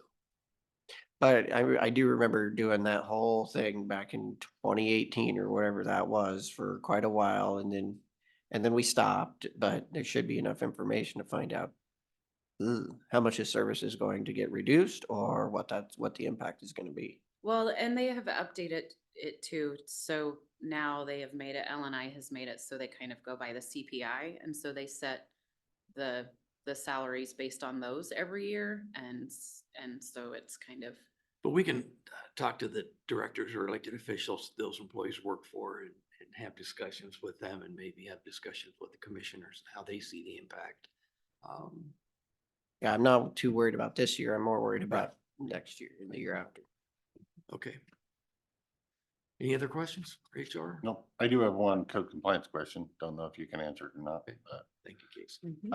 in the report, when they're dealing with the gravel pit, rock pit in Husum, it says, as far as the county is concerned, as long as a conditional use permit is in the works and no stop order is placed by DNR, the owner is in compliance. If they don't have a conditional use permit yet by the county, how do we deem them in compliance? I'll have to check on that. Okay. And that may be a discussion with planning. How things are processed. I don't know, but I will follow up and get back to all 3 commissioners. And I believe the last update we had is that it had stopped voluntarily. Yep. And then it sounds like it's resumed. And then we've got an email from a landowner that it crosses. So it seems like it's very convoluted now. Very controversial. Yes. So, but I will check and find out the basis for that. So, any other questions? Nope. Okay. No, sir. So risk management, I don't know if Jeff might have covered it first part of his report. Troy and I walked through the jail and the behavioral health with the insurance adjuster, documenting all the potential damage from the water events. As you know, in the jail, there was a burst pipe cap came off of the water suppression and put a lot of water in the kitchen and throughout the first floor. And so we know we have to replace the lights and some other things. So the insurance company was there. We'll document all of that. Food was all ruined. So we have to document all of that.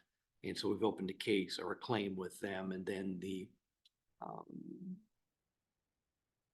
somebody unplugged the heat tape in the gutters on the behavioral health and caused the water to back up an ice dam and some water issues in that building. So Public Works has already taken care of all those, and these facilities have been cleaned out and dried out. We just need to document as we start to go in there and repair sheetrock and other things. So process of working on that. Workers' comp premiums, we get, actually comes to the commissioners. They notify us of our workers' comp premiums for 2024 based on the severity and cost of recent claims, and we have a 3-year experience. Predominantly last year, our experience factor has increased from 0.9303 to 1.0522, one being the base factor. So that is concerning both in the number and the severity of these. But the good news is, as a member of the Association of Washington Cities Workers' Comp Retro Program, we have access to a no-cost safety review. And so we have, they reached out to us and we've set up a meeting, I think in March, where they're going to come in and review our safety program and how we deal with these and report these and give us feedback on possible ways to improve. You know, and they've done it before. I think it was 3 or 4 years ago, or they came in and did it. So it's a good service and timely, since we're seeing an uptick in workers' comp claims. So a higher number is worse in workers' comp claim? Yeah. Okay. Yeah. So one's the average, one's the base factor. If you're below that, you're doing good. If you're above that. Okay. So it's trending the other way. We want to get ahead of that. So we want to make sure we have the right programs in place. So we'll be taking advantage of that no-cost review. Solid waste. So while Mackenzie's on her way up, I sent out the legislative agenda from the Washington Association of County Solid Waste Managers, just for your review. I'm not actively involved in that legislative effort, but I just want you to be aware of what the other solid waste managers are. Did you have a proposing. chance to review that, Commissioner Christopher? I have not. Okay. I'm pretty aware of, I would say, most of the solid waste legislation that's been going through in the last 2 years, but I have not had a chance to review. I was hoping to have a conversation on that document, but we can do that next week. And again, we're not, as a county, actively involved in those discussions, but the group that we're part of is. So if you want to have that discussion next week, we can do that. Update from Joe at the landfill. He said due to the recent storm, Republic was behind a week or two at the landfill. I think he told me at one point where they typically dump 300 containers a day, they were dumping 30 as things were freezing up. There were a few hundred cans stacking up at the intermodal and they were running short of cans. But he said they didn't have to add a night shift and they're getting back on track. So just kind of keep you updated what's going on out there. As we discussed at a previous workshop, to get into compliance with the new revised host fee contract with Republic, we need to make some changes with the disposal of moderate risk waste at our transfer stations, and we're in that process now to do that. Both Republic and we issued 90-day termination notices to the current vendor, and then we'll be moving in the direction compliant with the new host fee agreement. The timeline for that should be in place May 1st. So we'll be in compliance with the revised host fee agreement at that point. The La Swiffa grant, Mackenzie's working with Michelle at Ecology to amend the grant. One of the amendments will be that we anticipate but don't know the extent of the increased cost of disposing of the moderate risk waste. And in the event that it exceeds the amount we budgeted in our grant, we can move money around. And Mackenzie's working with Michelle so we can try and estimate that and then revise the La Swiffa grant at an appropriate time. Anything else to add on that?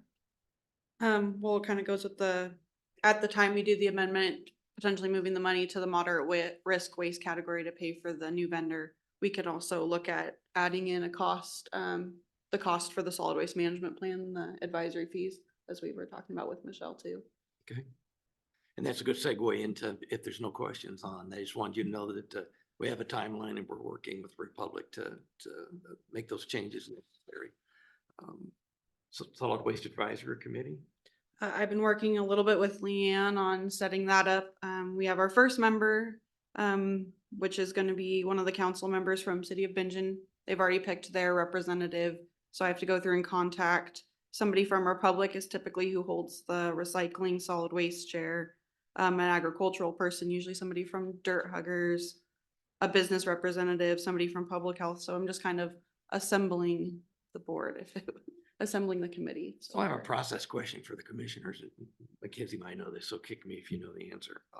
Some of the positions on the Solid Waste Advisory Committee are appointed by the mayors, school districts, but ultimately the commissioners appoint everybody. So is it the list gets, and then there's one from each of your districts. So is that just all included in the resolution, or, I mean, is that a two-part process, or do we automatically just include who these other partners propose or assigned to be on this?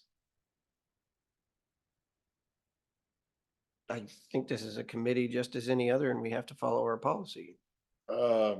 Except for if the cities have a direct appointee that don't go through this, then. Well, that's my, I guess that's Right. my question. If it's set up to be appointed by a organization or their delegate. Right. Then by all means, fine, great, but you know, I'm in favor of their delegate, but when it comes to the commissioner districts, yes, it needs to go through the board. Oh, yeah. Okay. That's my opinion. That's why I thought. I have read the document provided. If you wanted to bring it up for discussion, that's fine. Yeah, we could do that later. We could just. I just didn't know if you wanted to do it while they were here or not here, so I read it. I just thought of it. Okay. So. Yeah, it's just assembling that, and then they are on 3-year terms once everybody is appointed, and we're hoping to do the first meeting late March, early April, and get the ball rolling on that. So part of what we're trying to do is we told you in December, we'd come back with a timeline for all of these solid waste issues that have come up, and that's what we're doing today. The solid waste management plan update, I recently talked to Michelle at Ecology. Our current plan was approved in 2021, starting in 2021, and the new Solid Waste Advisory Committee will work throughout 2025 to make revisions for a new plan or a revised plan effective 2026. Depending on the level of revision, and Ecology is determining what the, if there's any changes are going to require in plans, and they'll release that. So we may not have to do a whole plan. It may just be updating our current plan. That's yet to be determined. The cost to develop the current plan was over $53,000. The good news is some or all of that can be offset by Ecology through the grant process. So that was encouraging. And if we don't have to do a completely new plan, then that'll be great as well. But it's a multi-year process, and we've used a consultant in the past. I think we'll probably have to use one in the future. So at some point this year, we'll be looking at an RFP probably later in the year, so a consultant can come on in 2025.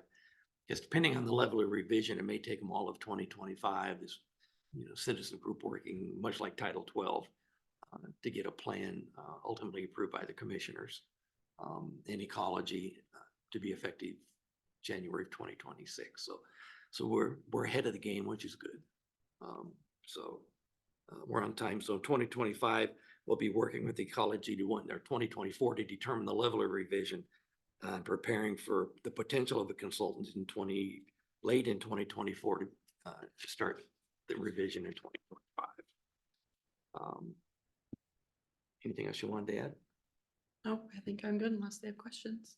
Any other questions for solid waste? No questions. So everything's timelined out, and we're trying to get it all wrapped up. And again, we get a lot of good help from Michelle at Ecology, and we appreciate that greatly. So Mackenzie's doing a great job, and there's no other questions. So we kind of prepared it to be fairly brief today because we were going to go into executive session for the natural resources applicants. Do you want to delay that until you have a full commission, or did you want to go in executive session and take a preliminary look at the applications for the natural resource position? I'm ready either way. What do you feel like? Should we wait? Yes, maybe no, I don't know. I have 4 initials that I would be accepting of interviews on those. Yes, thank you, Mackenzie. I would be accepting of interviews on those 4 initials, but if you get the exact same initials from one of my seatmates, I would say, let's interview. If my seatmates don't give you the same name, then I would say, let's not interview. So maybe what I'd recommend is we go because there's 8 applications I think I sent you. So maybe we can go into executive session briefly to see if there's a match. And then if not, I would still think you would need to reach out to Commissioner Zoller to see Right. what her Right. list of initials is, and then take all three of those and I cross-match I them. would say we can send you our numbers and initials from each of us since Commissioner Zoller isn't here. And then based on what you receive, then you can set it up and maybe, I don't necessarily know that we need an executive is my point. yeah, okay, your call. yeah, we'll just send. And I'll you the keep, name. if more come in between now and next Tuesday, I'll bring those to your attention. And we're not screening these for this. Right. If that's the case, then that concludes our update. If there's no questions. No questions at this time? Don't have any. Do you want to talk up, since time, did you want to talk about the legislative, or do you want to move that later, or? We are ahead of schedule, I believe. Because I can do some research. If there's specific questions you have, reach out to them and get clarification. So I had a question for Commissioner Christopher, since he's the solid waste guy. When somebody puts in recyclables and it gets shipped up to Seattle, when it gets shipped back, do we get tipping fees on it? Well, so we still get the tipping fee on it, even though they in essence didn't get paid for it, but But it is my understanding that nowadays there is very little that gets shipped back because we only like recycle 3 things now instead of a bunch of things.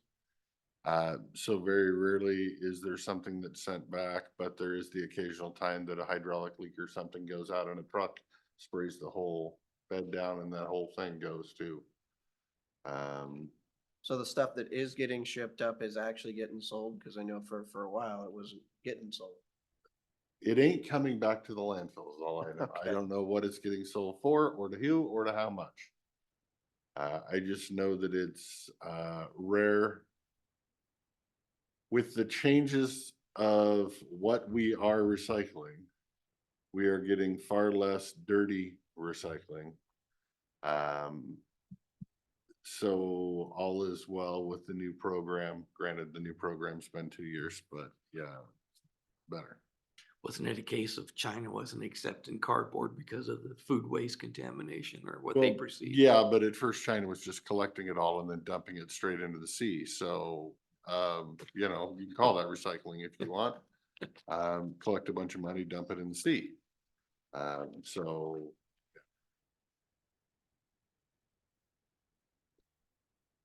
As I get updates from that group on legislative, and it's a short session, I will of course forward it to you. Okay, thank you, commissioners. yeah, I was expecting way more on that solid waste legislation list. Because they're trying to hold producers responsible for recycling, and That's I mean, they've where been pushing that for years, and the cost is just gonna go incredible. astronomical. Which technically it might help 38 counties in the state to do something like that. We don't pay for it Right. yet. Yeah. So that's But the one I thing mean, when you'll have to be careful. That was the one when I was But on when Wasac. producers are responsible, though, they're going to, of course, transfer that cost. The cost onto the, yep. But we are gonna pay for it. We're all Well, gonna the pay. citizens will pay for it, but they won't see any benefit out of it. So that was my one abstention on the Wasac board, was when we voted policy whether Wasac was gonna support or oppose that legislation. I was the only person that it wouldn't, the only county that it wouldn't benefit. So I abstained from that.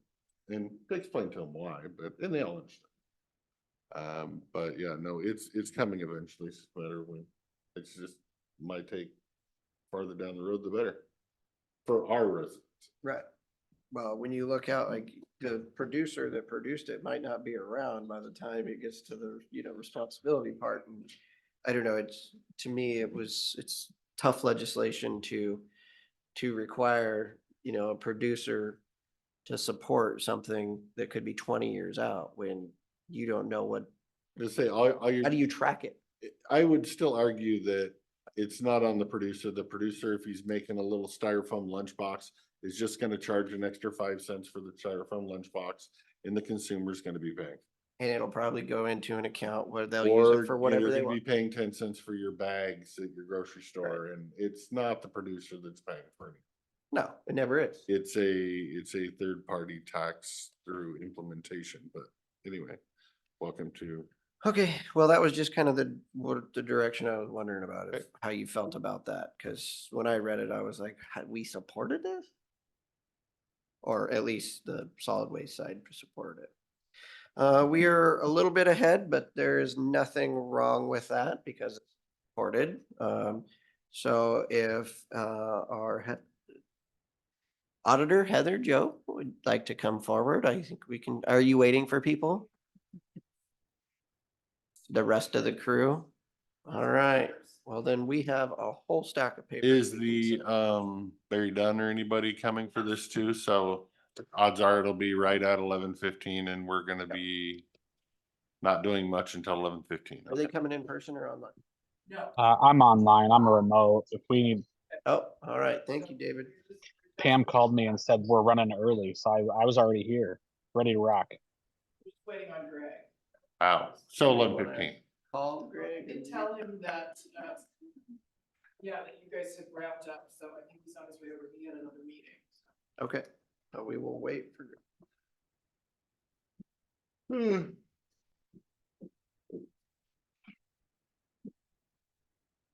I am done with this pile, so when you get done with your pile, if you can hand them down, that would be great.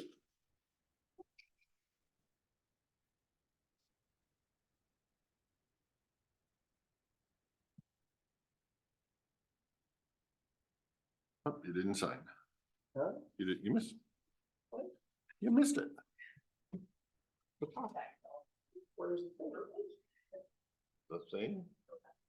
Usually there's a sticky note. Oh, I don't know. Oh, good call. Staff missed it. Good call on you. Oh, it's on the back, it looks like. Oh, yeah. No, I just opened it and it was the first thing in there, but.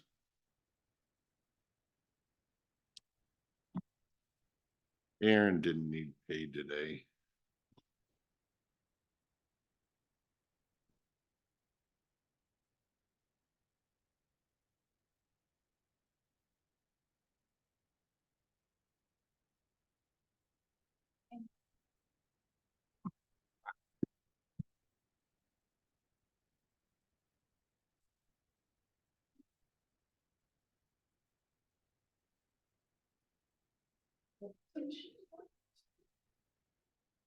Just remember in the back, I can hear you guys laughing and it's being recorded.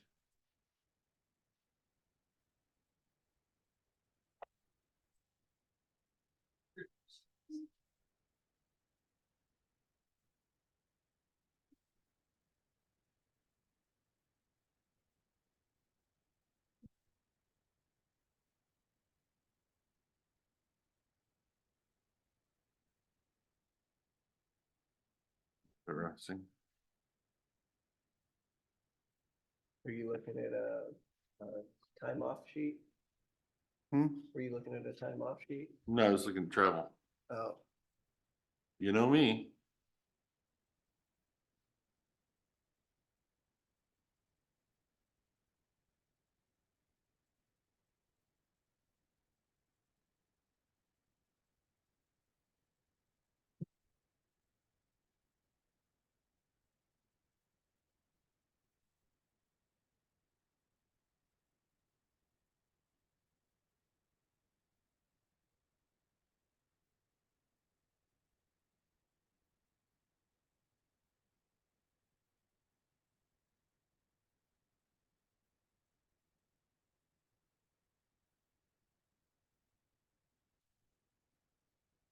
you missed one.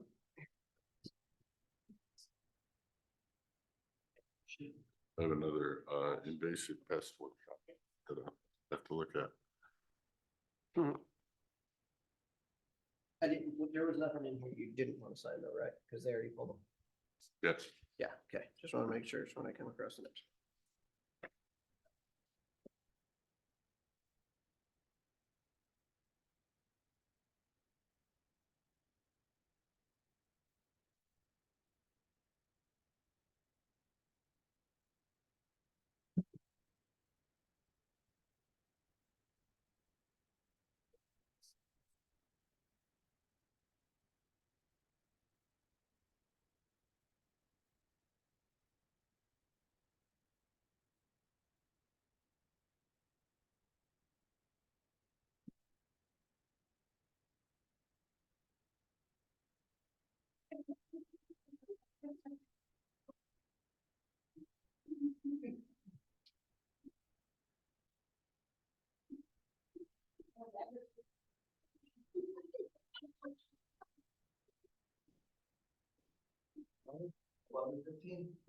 I'm early. Come on forward. Yeah, this one's actually kind of nice because it's a one-day conference. It's a full day conference. It's only $169. That's weak, Pam. And there's no lunch.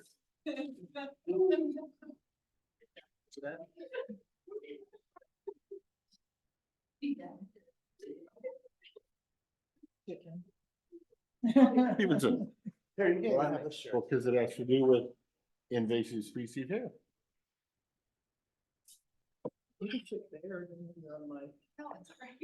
It's a Columbia River Gorge invasive species.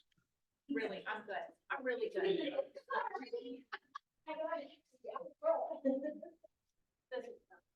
Thank you. Oh, missed another. Or, did you want to vote on the all floor coverings, Dan? Do what? Did you want to vote on this one? Floor coverings? Did I miss one? Yeah.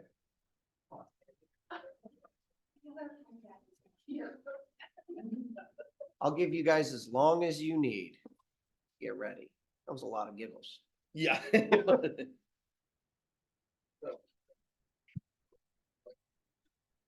Whenever you're ready. So what you have before you is a set of contracts. One, it's comprised of 4 documents, is the contract for the Kayenta upgrade. The other one is a contract for Teresa Johnson's firm's services to help make sure that we are accurate in our conversion of the general ledger. Part of this process is to convert from accrual to cash budgeting.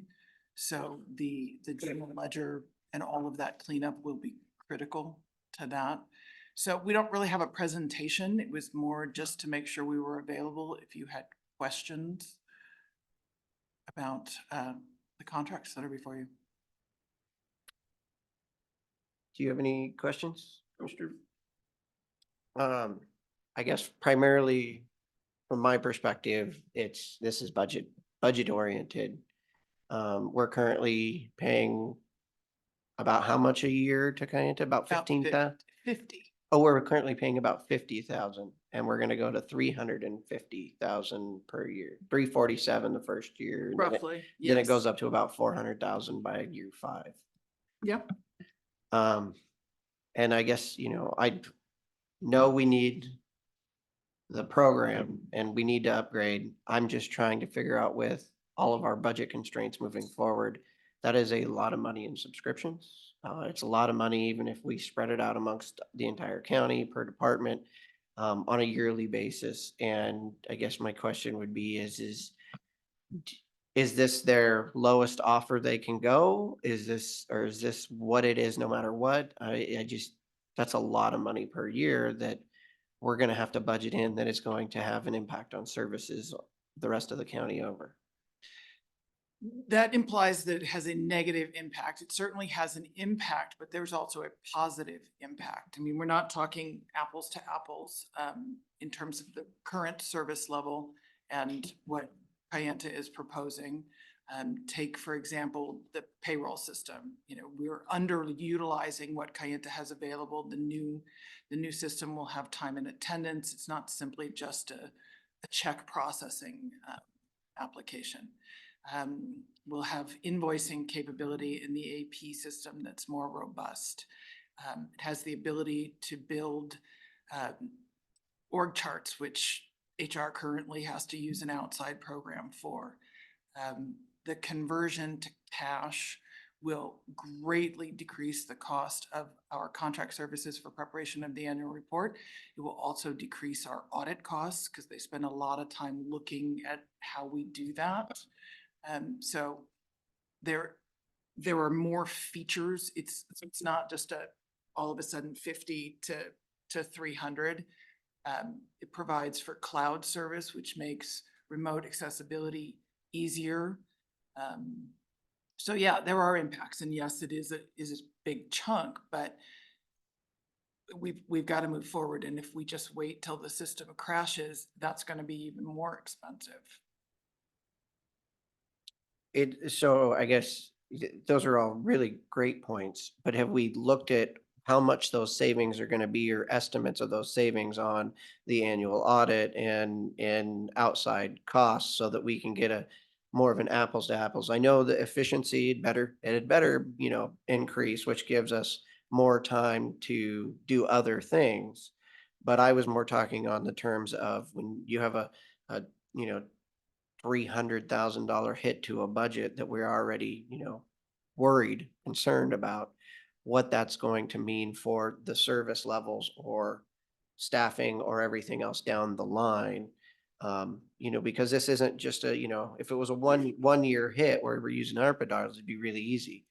But I'm trying to look at this over the next 5-15 years. This continues to increase, and that's a lot of FTEs. In terms of ARPA dollars, the way the ARPA money is structured, we can allocate dollars that aren't spent this year to cover other things that would have otherwise been general fund funded. So there's some movement ability. So if you look at the 5-year total, I mean, most of it is covered. It's just an allocation. How much did we have still set aside? I thought we had like 1.3 set aside in ARPA for this project. Well, we have just over 2 in ARPA funds left. We allocated, or we anticipated, about 1.5 for this project. But if you look at our total, in terms of the 5-year, it's just shy of 2.8. So the 2 in ARPA funds goes a long way. But we've also talked in budgeting processes, last year's budget, about some need for some general look at the county's systems and functions and processes. And I thought we were still headed down that path towards looking at ways to be efficient. And so, I don't know what things look like next year or the following year. It's anybody's best guess, but it's part of this evolution process. Mr. Christopher? I just want to thank the members that sat on the board for all the work you've done on this. I do believe it is a very important project. I believe there is a cost to it, but there's a cost to get us away from Abacus 2.0, which is what we're currently using. I think the new software will increase efficiencies and reduce some costs that you mentioned. And I'm not here to try to micromanage. I think the board's done a good job. I think they ended up with a good recommendation, and I will support it. We all understand. I mean, we handle the ins and outs. We know what the money looks like. It's not a decision we made lightly. This has been a 2-year process. We brought in the stakeholders from all over the county. I mean, those users of the system. So it's a well thought out decision, and no option is perfect. And every choice you make has an impact. It has a consequence. So I would also add to that I think that, we're on a system that has challenges. We know it does. We have the HR side of it's really a struggle. We implemented kind of we tried to go cheaper and easier, and that's been a problem. And so I think there's also the fear of what happens if this system breaks. Every rollover from one year to the next year, I hold my breath, because it is a challenge. So I think there's also that other piece. I think some of the trying to get, Jake, where you're looking at is what the savings are and where they're not. I don't know that we know exactly what some of those are today, because I think this is quite an upgrade to add a lot of pieces and services onto here. And there's a lot of change. I also think one of the pieces is, that this includes doing multiple things. And the other part is going to web-based, which there is some added expense to that when we went through this.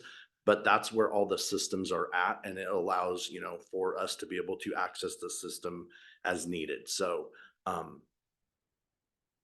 but yeah, I think, Better updating too. yeah, because you would stay on to by being web-based, the updates and the hot patches and all that process would come through. Yeah, that would be managed by the vendor. And if we Technically, stay with it's what not we flowing have, through, it's on their servers on their system. yeah, and so IT's looking at replacing the server if we stay with what we're at now. And that's, 100 to 150K just to replace a server. And that's not about server maintenance or installing patches. I mean, Well, and I think too, the other piece is that the systems today, and this is just a change, and we look at this, I don't think it matters the system. Systems are headed to subscription-based processing. That's the way it is, whether it be for your PC at your desk that you're now paying a Windows subscription versus 20 years ago, you paid $500 and it got you 5 years or 6 years or 7 years down the road. So I think that's kind of one of the pieces is we have so many changes. But, I do think that this is a very well thought out plan. I do agree that there are some dollars that are with it that, as you're going on and we're having to go on to a subscription based kind of more process. But with the stakeholders that have been in there, and I would use Sharon Carter for an example. I mean, she's like, it's not the same system that we currently have. And we recognize that, this system is barely hanging on and doing what we need, and we need to do something. I mean, we think that this, and I think this team feels that way as well, that this is going to be the best next step for Klickitat County. And I'd like to thank you all for all your hard work. I mean, this has been a long 2 years. You've had a lot of meetings. You've done a lot of work on this. One of the issues that I have, I'm not trying to micromanage, but it's those things that sit out there that scare me. And one of those is page 32 of 43, service level failures and remedies. And because we need this system to be up. Otherwise, nobody can do anything. I mean, that's the world we're going to. And so we're giving up a lot of that control and power of us fixing anything because we've outsourced it all. And if it's greater or equal than 99%, there's 0%. So, which is fine. But if it's equal or greater than 95% uptime, we get a 0.5% of a credit. Well, that could have a huge impact on us if we're down 5% of the time. And if we're down less than 95% of the time, say it's only up half the year or half the month, we only get 1% off what we charge per month. And when I'm looking at $350,000 a year, that scares me. I think if it's under less than 95%, we shouldn't be paying them at all for that month. when our server went down for a week and we couldn't use it, we didn't get any credit. I mean, you can't anticipate anything. In every contract you have builds in language that you hope you never have to use. Barry Dunn, myself, Greg, and Pam went through that contract, and Dan, sorry, I didn't mean to forget you. Line for line, I mean, we went through and nitpicked it, and no contract's going to be perfectly one-sided. I can't imagine that. I mean, that sounds like a catastrophic failure, which suggests to me that there are bigger issues than whether or not, you know, we have access to the finance system if you have that kind of system failure. But, you know, it's contracts are written by lawyers. They build in all Just kinds of what's the numbers with Google, with our Google agreement and all of the cloud-based storage that we have? When that system goes down, do we get an amount back on that? That would be a good question for IT. I haven't seen that contract. Because I mean, I think that's the problem.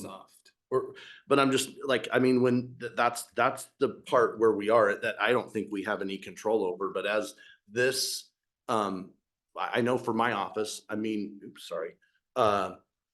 when the systems are down, that's the challenge with all this web-based stuff, which I'm not saying that it's right or wrong, but then the other problem is that maintaining that piece on one side or the other. It appears in what we have seen, and even working with Barry Dunn, who's out there, and most every other vendor that we looked at when we looked at the, I think 12 that we started with to get to 4 or 5 to get to 1. Cloud-based is really, that's their offering. That's their main piece. So I guess that is a good question. But I think that's across all of our contracts with everybody that we're paying on the cloud-based service.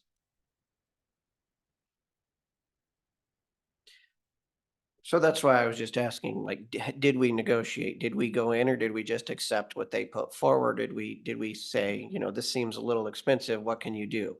Because of course, you're dealing with these companies that everything, it is a negotiation. And so I just wanted to make sure that the group negotiated for the best available value and best price. I think I'm gonna lob that one to David to start with. They did the preliminary negotiation, but we absolutely negotiated details of Yeah, I mean, the contract. I think we went through trying to figure out all the parts and pieces of where we were. I mean, I'm sure somebody else could get a little bit more money maybe, or maybe not, or but I think, yeah, I mean, I think we went out to try to get the best value that we could for the county and get the best system and the best solution for Klickitat County, which that's different than any county. I mean, there's 39 counties, 39 ways to do it in the state of Washington. So I think that when we looked at this whole piece, I think we looked at, you know, how do we get a tool that is something newer, that is as good as we can get today for what we can. And I think we did a good job. I mean, I don't know that that's a hard question to answer. Well, I guess, so like for example, with like large projects like the Hood River Bridge, you know, we've got a owner's rep who hires an outside firm to ensure that we get the best possible value, which I would say is like the Barry Dunn. We hired a professional to make sure that the wool isn't getting pulled over our eyes and we're paying more. And so I just wanted the record to show, because we're using taxpayers' dollars here, that we've got the best value for what we're getting. I fully agree. We have to update the system and upgrade the system. I just want to make sure that we negotiated, and we just didn't take the first offer that was given to us saying, well, it's going to cost you $10 million. And you're like, well, I got to have it. So here it Did is. not take the first offer. No. David, did you want to weigh in? See on the phone. Yes, he was. Oh.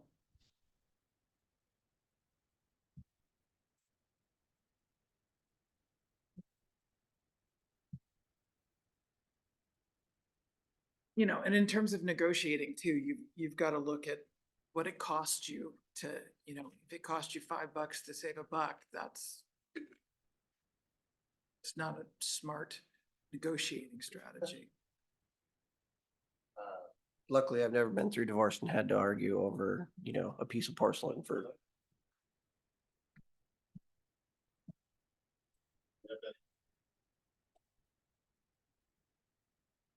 I think we lost him. I think so too. Okay. Okay. Well, anyway, we didn't take the first offer. It's what I want to hear. Just giving it out there for the public for when we get asked, you know, why did your subscription line on the budget go from triple? No, double, more than double. Because I think we're under 200,000 right now on the subscription line, right? Pretty close. I don't know, it's budgeted. Service than we had before. Which, that's why it changed. okay. Well, I think from my perspective, I'm gonna make sure that Commissioner Zoller's here before we take a vote on, you know, a $2.7 million project. So I'm gonna push that vote off until next week, if that's okay. What is our timeline for if the board approves this project? I know we originally were planning on starting Jan 1 and being done by December 31st, but I mean, here we are, end of Monday. January, so Monday was the projected start date. this coming Monday.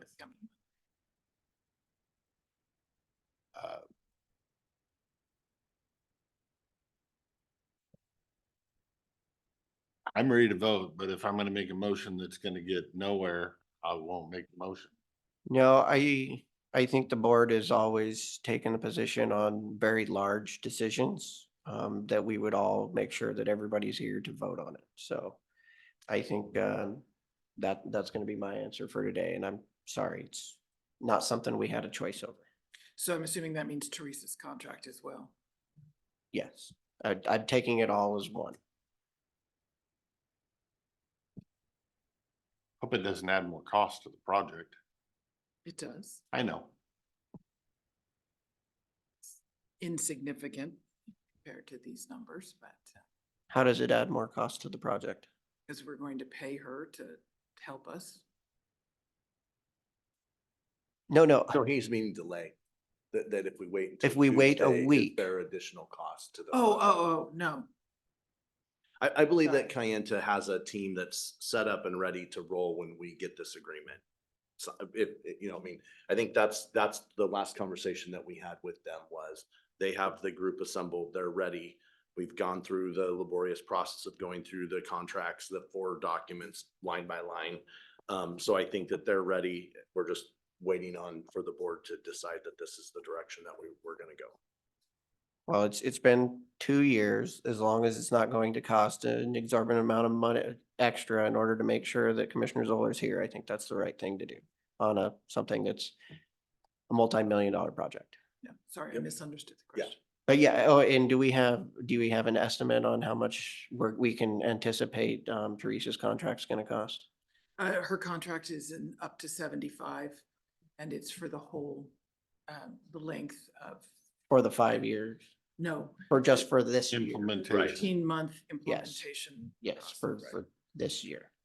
And but you still have another contract with her, so that's For the annual report. for the annual report, so that's on top of it. This doesn't include that, correct? Right, but we would have had that. Anyways, This is simply for helping us move forward. got it. Okay. All right. With that, thank you very much. And I hope that it's never down less than 95% of the time. And if it is, I definitely would hope that we would negotiate with them again on what that means to us, because if we're down 5% of the time for a month, that is the impacts on you. I can't even imagine. Yeah, you know, they've heard from us when we're unhappy. Over many years, right? Yep. Any other updates while we're still here? I'm waiting for a PA opinion. Okay. Thank you. Can you give us the subject? Corn. Oh, I've done my research and I believe I know what the path forward looks like. I just want to make sure that his office agrees with my opinion. Or doesn't agree with my opinion, but any updates from the treasurer? I've done, we're working on assessing the taxes. That's our main thing right now. All right. Again, thank you guys so much for all your hard work. It's been a long slog. Yes, it has. A long, long slog.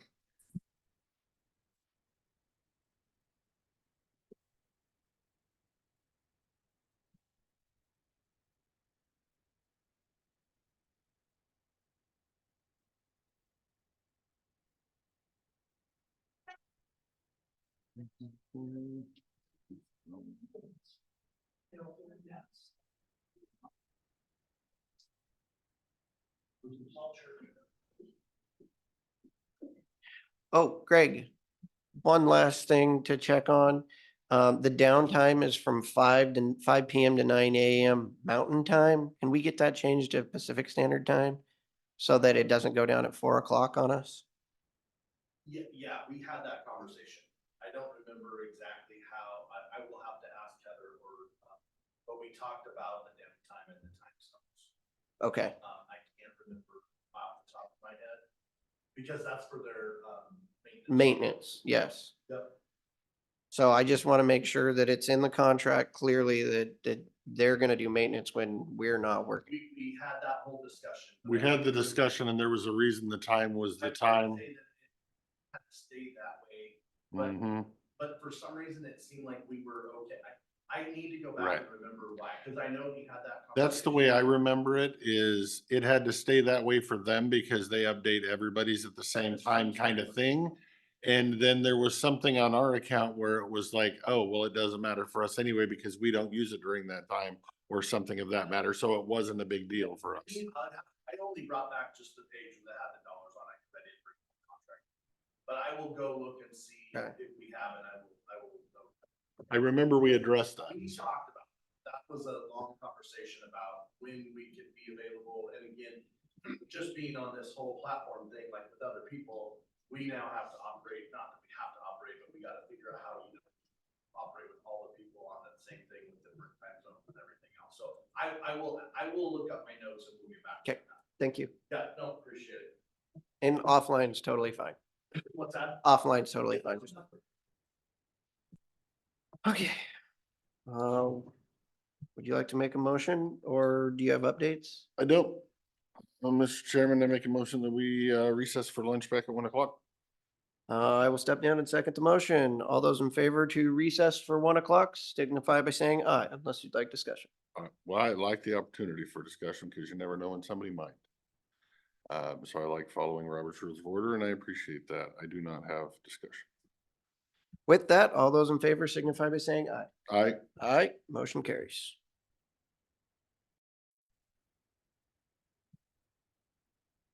Good afternoon. We are back in session with the Board of County Commissioners, and next up, we have our fiscal services update. Good afternoon. So at the beginning of every year, the past couple of years, we've started department updates with goals, training plans, and what we foresee. So I'll start with that for myself. Goals, as you can see, last year, I created a Gantt chart for the board as well as myself to track not only my goals, but also the steps throughout the budget process. Should something happen to me, should be pretty straightforward that somebody is able to come in and use the work that I've created to make their way through the budget. The goals that I had last year, grant policies and procedures, that was complete. I finished that. I was actually able to complete 4 out of the 7 goals. 2 are still in progress, resource training guide and the certified GFOA finance officer training. And 1 being the strategic plan, the board had chose to table that for now. We could revisit that later if the board chooses. The countywide resource training guide is continuously being built.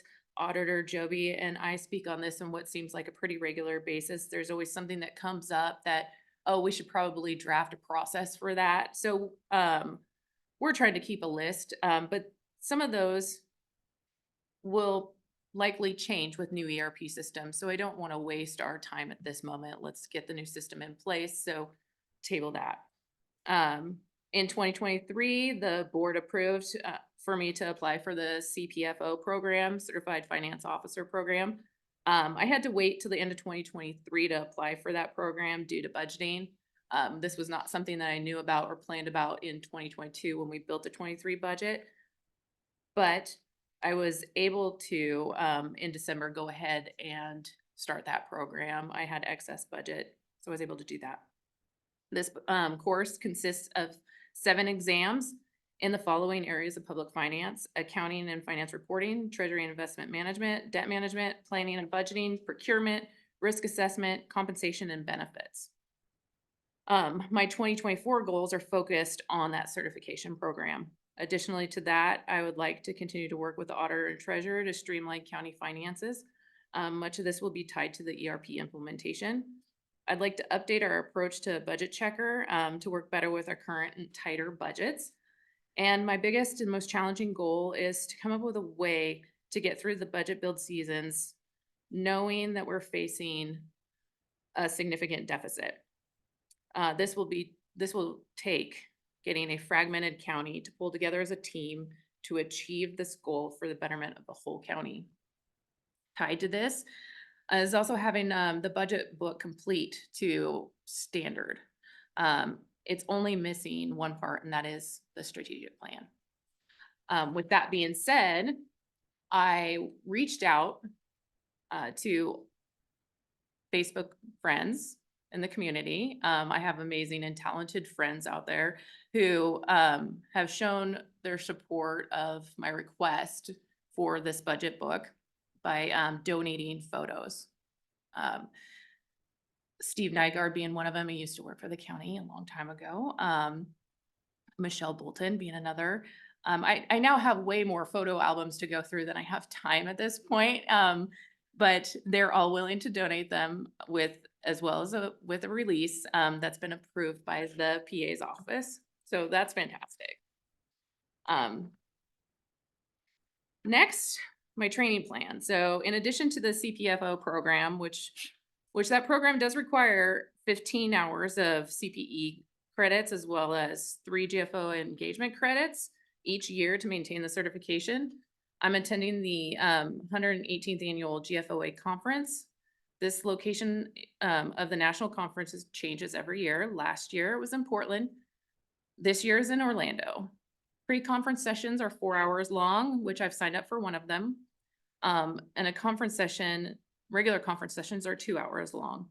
I plan on attending the following: rethinking budgeting in action, performance-informed budgeting, the prospects and problems, putting assets to work, unlocking the value of underused real estate, accounting and auditing year in review, look in the mirror, reflections on different leadership styles, from point A to Z, using fiscal maps to guide decision makers, decision architecture, designing the blueprint for a better budget, changing the tides, changes and error corrections in financial reports.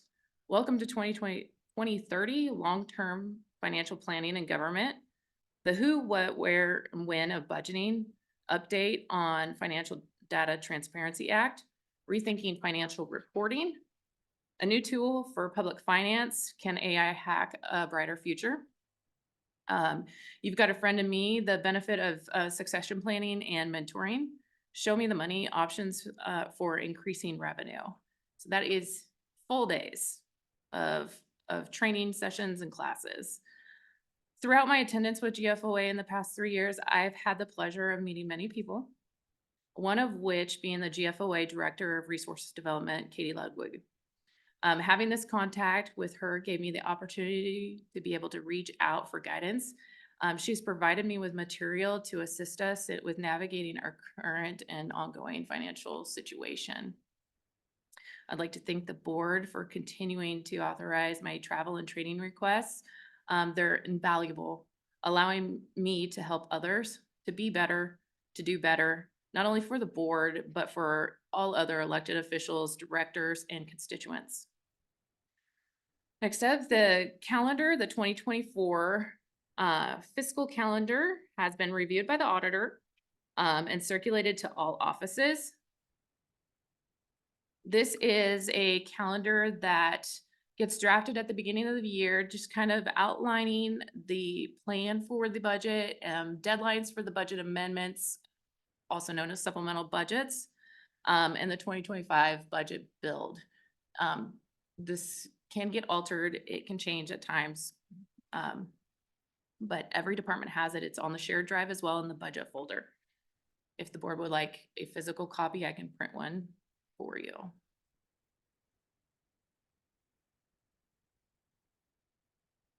But speaking of budget amendments, due to the much tighter budgets than ever before and the deficit that we anticipate, I tried to add in some extra time during supplemental budget amendment requests. It's my plan to provide the board with a review period and discussion with myself of the budget amendment request prior to the hearing. Towards the end of the year, there's no extra time. We'll have to navigate that when we get there. December, with the way payroll falls in December, there is absolutely zero time, and we will be adopting that last amendment on the 31st of December. Unfortunately, that cannot be changed. So we will have to really just focus on that one being transfers within only.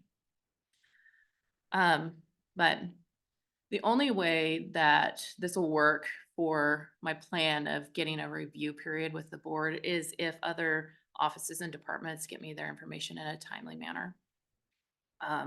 I also have a deadline. I don't give myself much of any time from the deadline that I give them to the deadline that I have with the paper. Usually it's only a day to really put together everything and get some numbers. So it's going to be critical that they get me the information timely.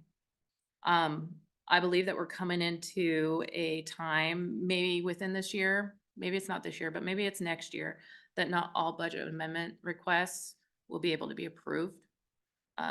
Having this review process and discussion with the board prior to the hearing will be critical, in my opinion, as our budgets just continue to get tighter.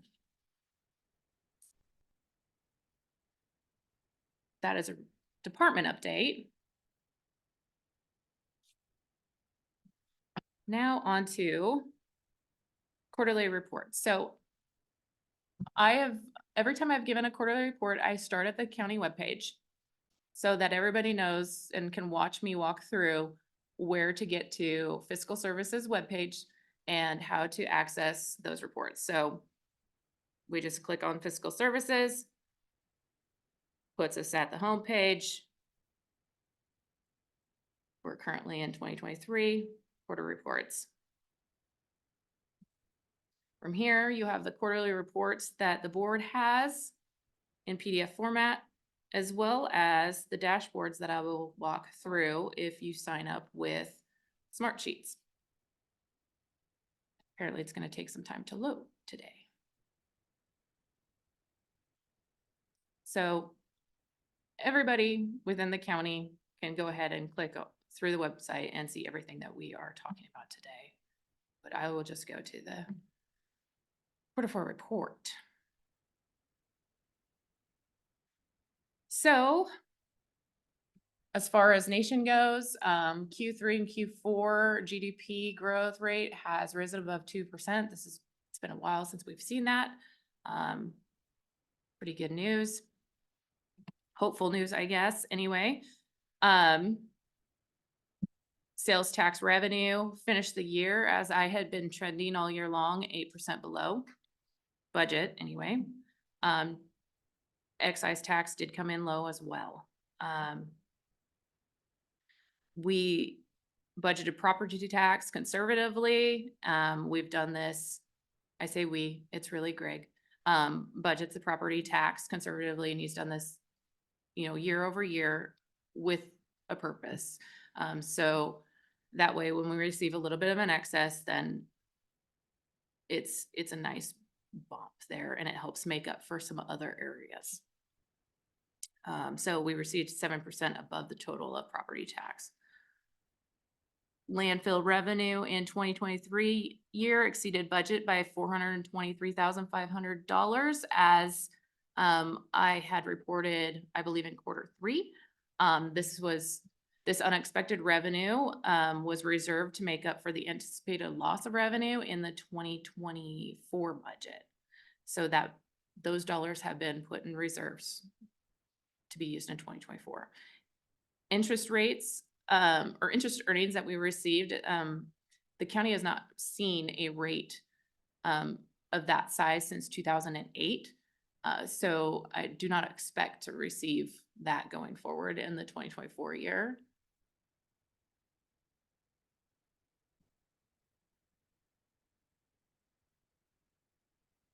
Overall, the county expended 80% of budget and received just shy of 100%, actually. Let me go to the dashboard.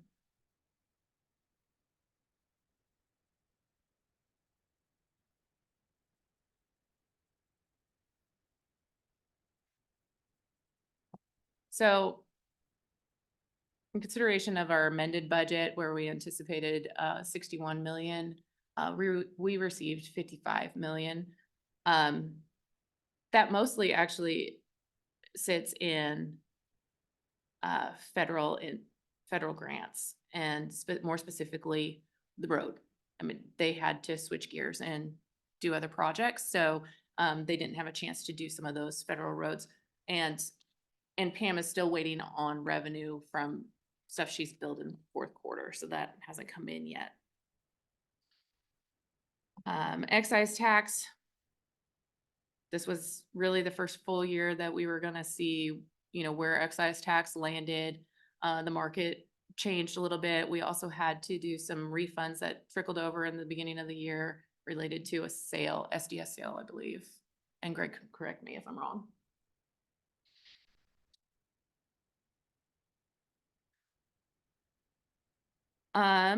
General fund, we received more than budgeted. That is solely related to interest earnings.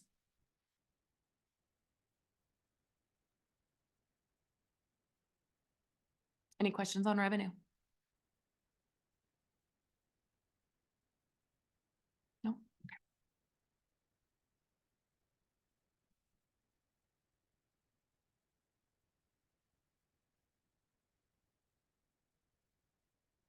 Expense of all funds.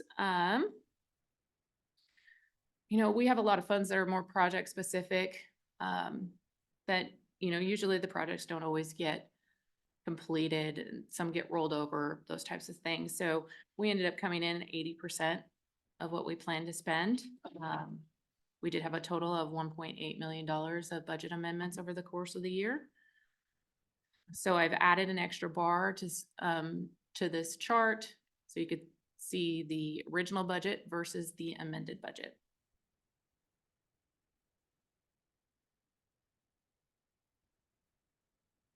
The following funds that are highlighted yellow, really, it's just because they're over 95%. It's not something concerning. They're just more of like, some of them are project specific. Some of them are just really tight. You know, the victim witness is just tight. Marine fund, they just budget what they think they're gonna need and they keep it minimal. Trial court improvement is project specific. We all know that emergency management is always tight. The fair just, you know, it's tight. They budget what the revenues they bring in to the expenses that they pay out.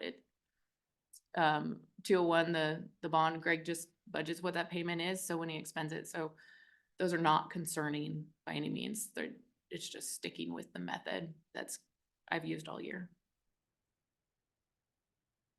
Any questions related to any expense? If we didn't include road in there, where would we be at in terms of percentage, do you think?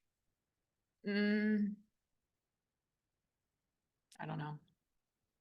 I mean, And where are we at compared to usual on, are we in the realm of where we're usually at for expenses to budgeted? yeah. Yes, I would say that's pretty standard for all funds, and even furthermore, the general fund. You know, this is actually, I'm really surprised with the general fund of only expending 93%.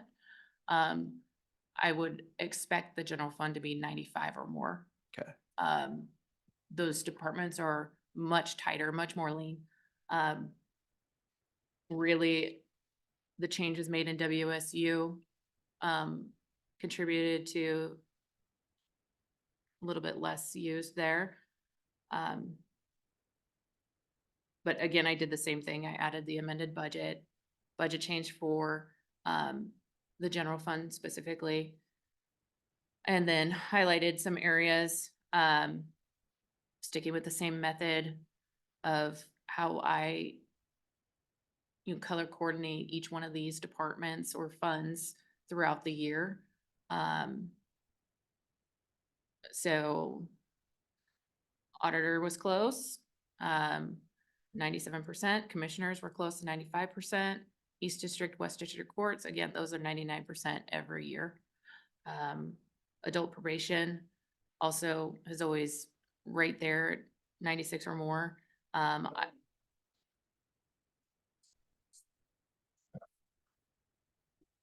We brought on the extra staff member for 3 months before the other guy retires, and there ended up being a health thing and yeah, so the use of 96% is well within the normal range for the general fund departments. pretty good, yeah. budget IT, myself in the IT department, 98%.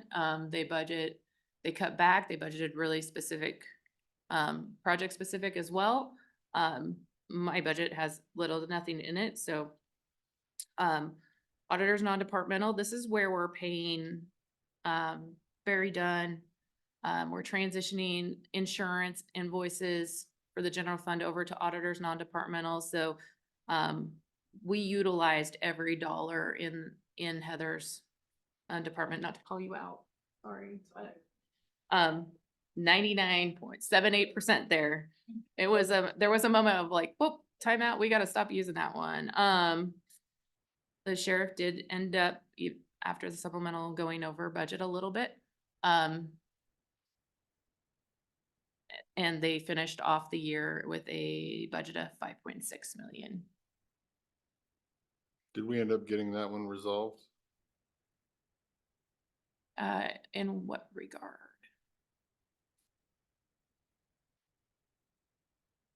I'll ask the question offline. Okay. So if we didn't take into consideration the emergence, the last one where we started moving numbers around, would we have been closer to 95%, or would we have been right on from our original? I think we probably would have been similar to where we are because mostly because WSU didn't expend what they would have in the past. We made adjustments in WSU, so they only expended 76% of budget. Right, but so we're at 93%, but if we wouldn't have made those changes in order, for $300,000. Oh, supplementals? Yes, the supplementals, would we then have been closer to 95? 100 and plus percent. We would have been over our total budget. Yes. Okay. Because I know usually we're looking at it, without a supplemental there, that we try to figure out, well, how far are we off? And we I say that with would- confidence because it was payroll. Yeah. Okay, so it would have been over.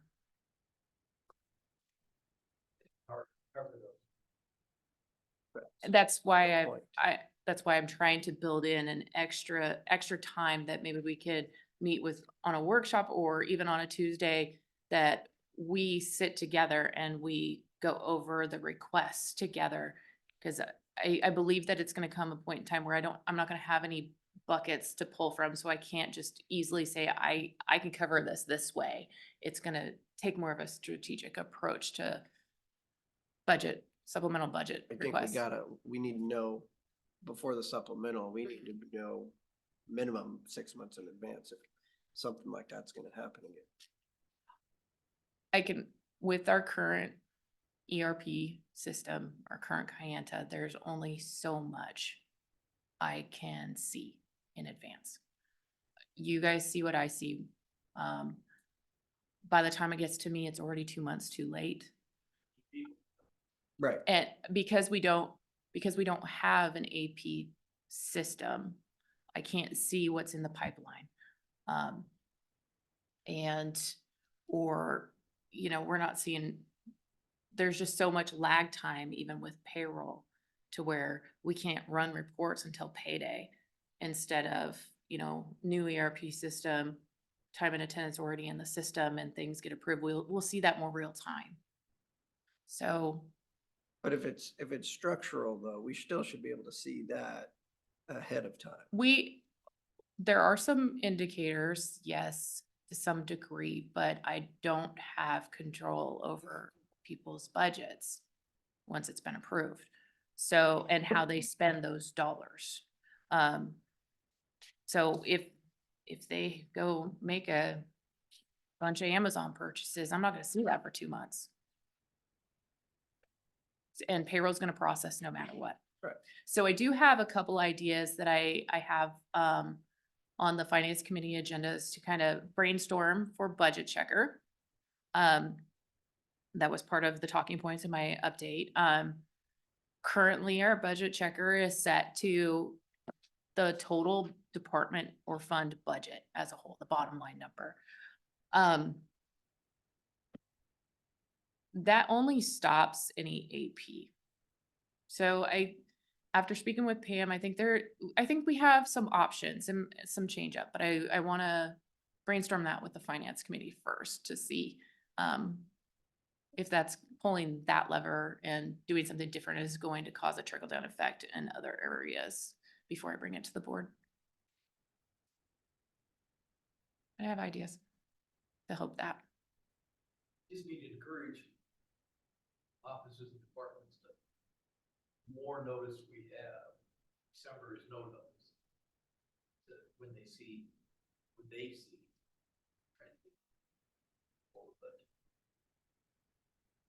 Correct. The more notice that an office or a department can give me, the better. And as timing throughout the year gets tighter, that December supplemental, like I said, my deadline to them for supplementals is really, it gives me a very small window, and I have a hard and fast deadline to the newspaper, and no supplemental can be approved without public notice to the newspaper for 2 weeks. So I ran into some struggles this year with departments and offices not meeting my deadline. Luckily, I was able to talk to the newspaper and get an extension that one time, but going forward, I really need them to meet my deadline. Otherwise, it just runs the risk of it not getting published into the newspaper, and then things will get disastrous at that point. Any other questions? No. Okay, perfect. That's all I have then.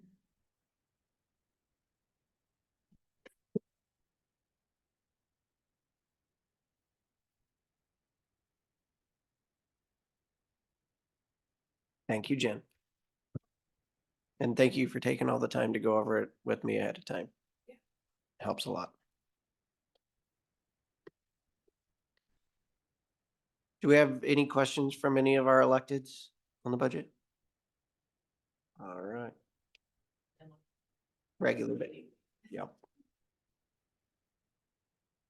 Okay.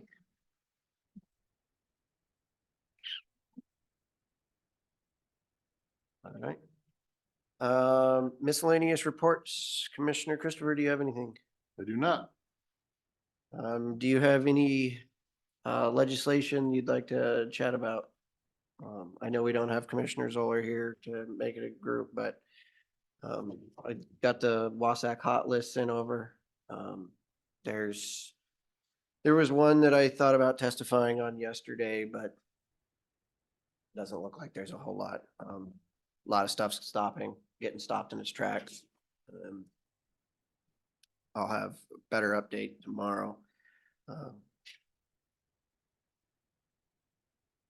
But I didn't have any legislation, I think, that we needed to testify on. I know the sheriff's been sending around emails about testifying on the sheriff's bill that would require the sheriffs to have to go through the academy and training and everything else. And I didn't know if you think the board would want to make a comment on that or testify on that. On that particular one, I'm not ready to testify at this time. I don't know that I have interpreted enough of the bill to make a decision. Okay. Yeah, I had some questions on it, specifically when it came to the volunteers and the requirements on the volunteers. There were some changes, like no volunteers would be able to hold a weapon. And then to me, part of it seemed completely logical. And then part of it was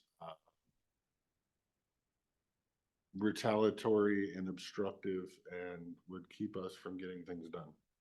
So yeah, no, I'm kind of in a torn place on it, and I kind of need to see where it flushes. Yeah, I mean, and there might be a striking bill or substitute bill that goes in there, but some of the stuff like requiring background checks before you can get on the ballot by itself. How that would work with the auditor's office and everything else, that's, I mean, you'd have to. Yeah, I know. think there's parts of it that will be literally stricken down by the Supreme Court, so I'm not Right, terribly worried. right. That would be the part that I think is retaliatory. That this bill was put up to target a few sheriffs in the state. But then on the other hand, you know, like the prosecutor, you know, to run for prosecutor, you have to be in good standing with the bar. So it's like to say, it goes both ways, right? Do you need, should you have to be a sheriff, or should you already have to, like with regards to the coroner position, should you already have to have the experience and the knowledge and the background to be a coroner versus just getting elected and then becoming the coroner? But shouldn't you have to be a CPA to be an auditor? Well, that's the whole question, right? And we don't do that for anything else. And we So don't. if they're going after one of them, it just makes me think there's more to it.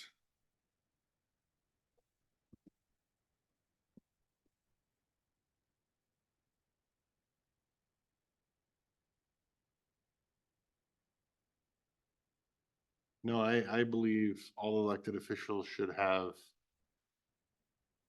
training, expertise, and knowledge in the office that they're running for. Unfortunately, that is not the case. And it's up to the general public to vote in the correct people for the correct job and competent people. And we've seen nationally how that can be questionable. So Trying to go back to my too many tabs open.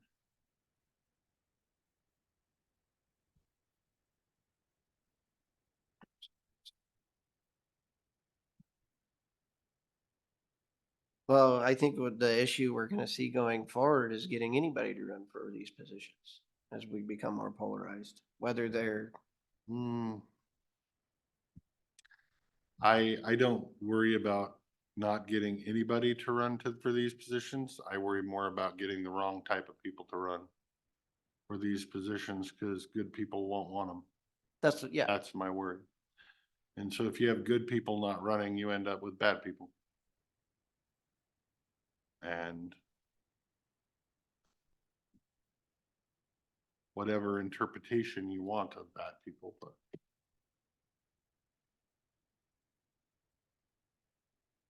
A lot of the other ones that I'd bring up, they're already at the exec session, and so it's not like there's gonna be another hearing, at least until it goes into the other house. But there's the Wildland Urban Interface Code. I think that one's gonna have a huge impact on Klickitat County. If you wanna read up on that, and maybe we can talk with Commissioner Zoller next week. That might be a really good one for us to, is that non-GMA counties? I thought that was just GMA counties. I think that's both. Senate Bill 6120.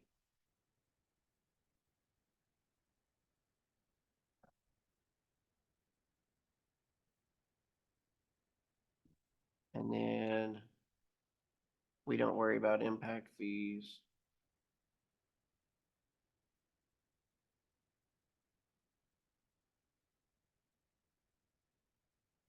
I didn't know if you wanted to get involved in the environmental justice SEPA stuff. That's 2070. My issue is House or Senate? if it's 2070, it's a House bill. It's got to be over 5,000 to be Senate. It's Senate Bill 5990. And then there's another competing one that Senate, no, it's the same thing. Thought they must have dropped the other one.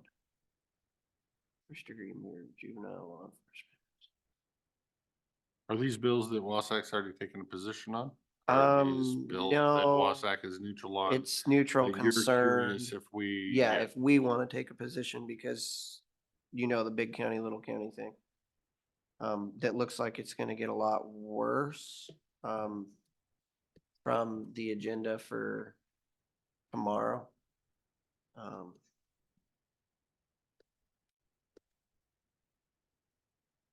I'll give an update on that when, see how it plays out. And then there's the small off-road engines. It's getting all the rigmarole if we wanna. Yeah, that one's a no-brainer to me. Yeah. I don't know that Wasack will ever take a policy decision on that, but I don't think. I think Wasack we would. as a county should. Okay.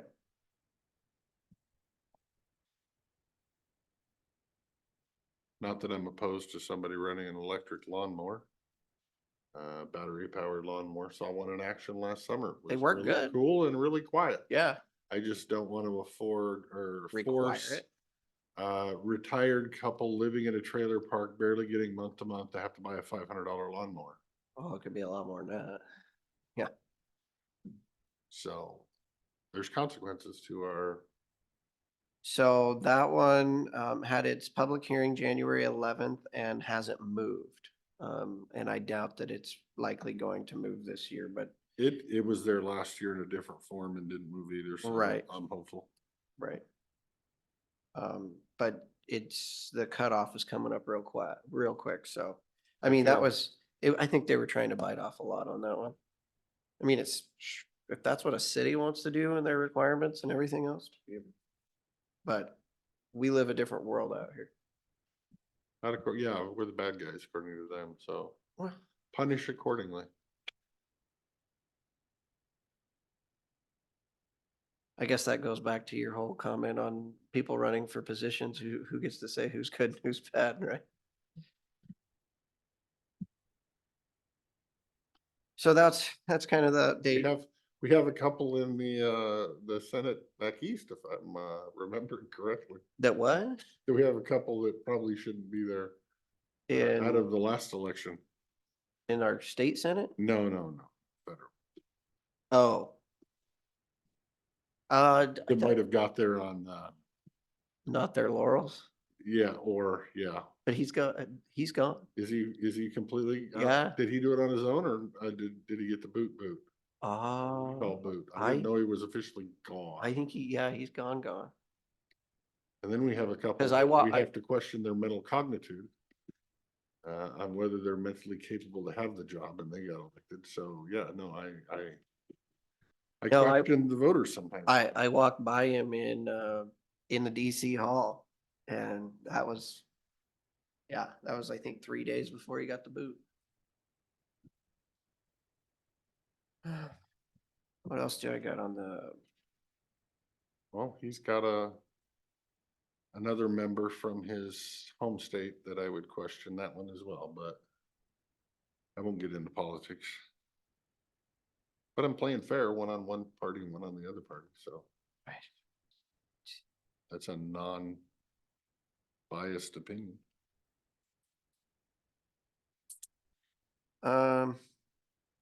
Yeah, I think that's enough for today for the miscellaneous reports.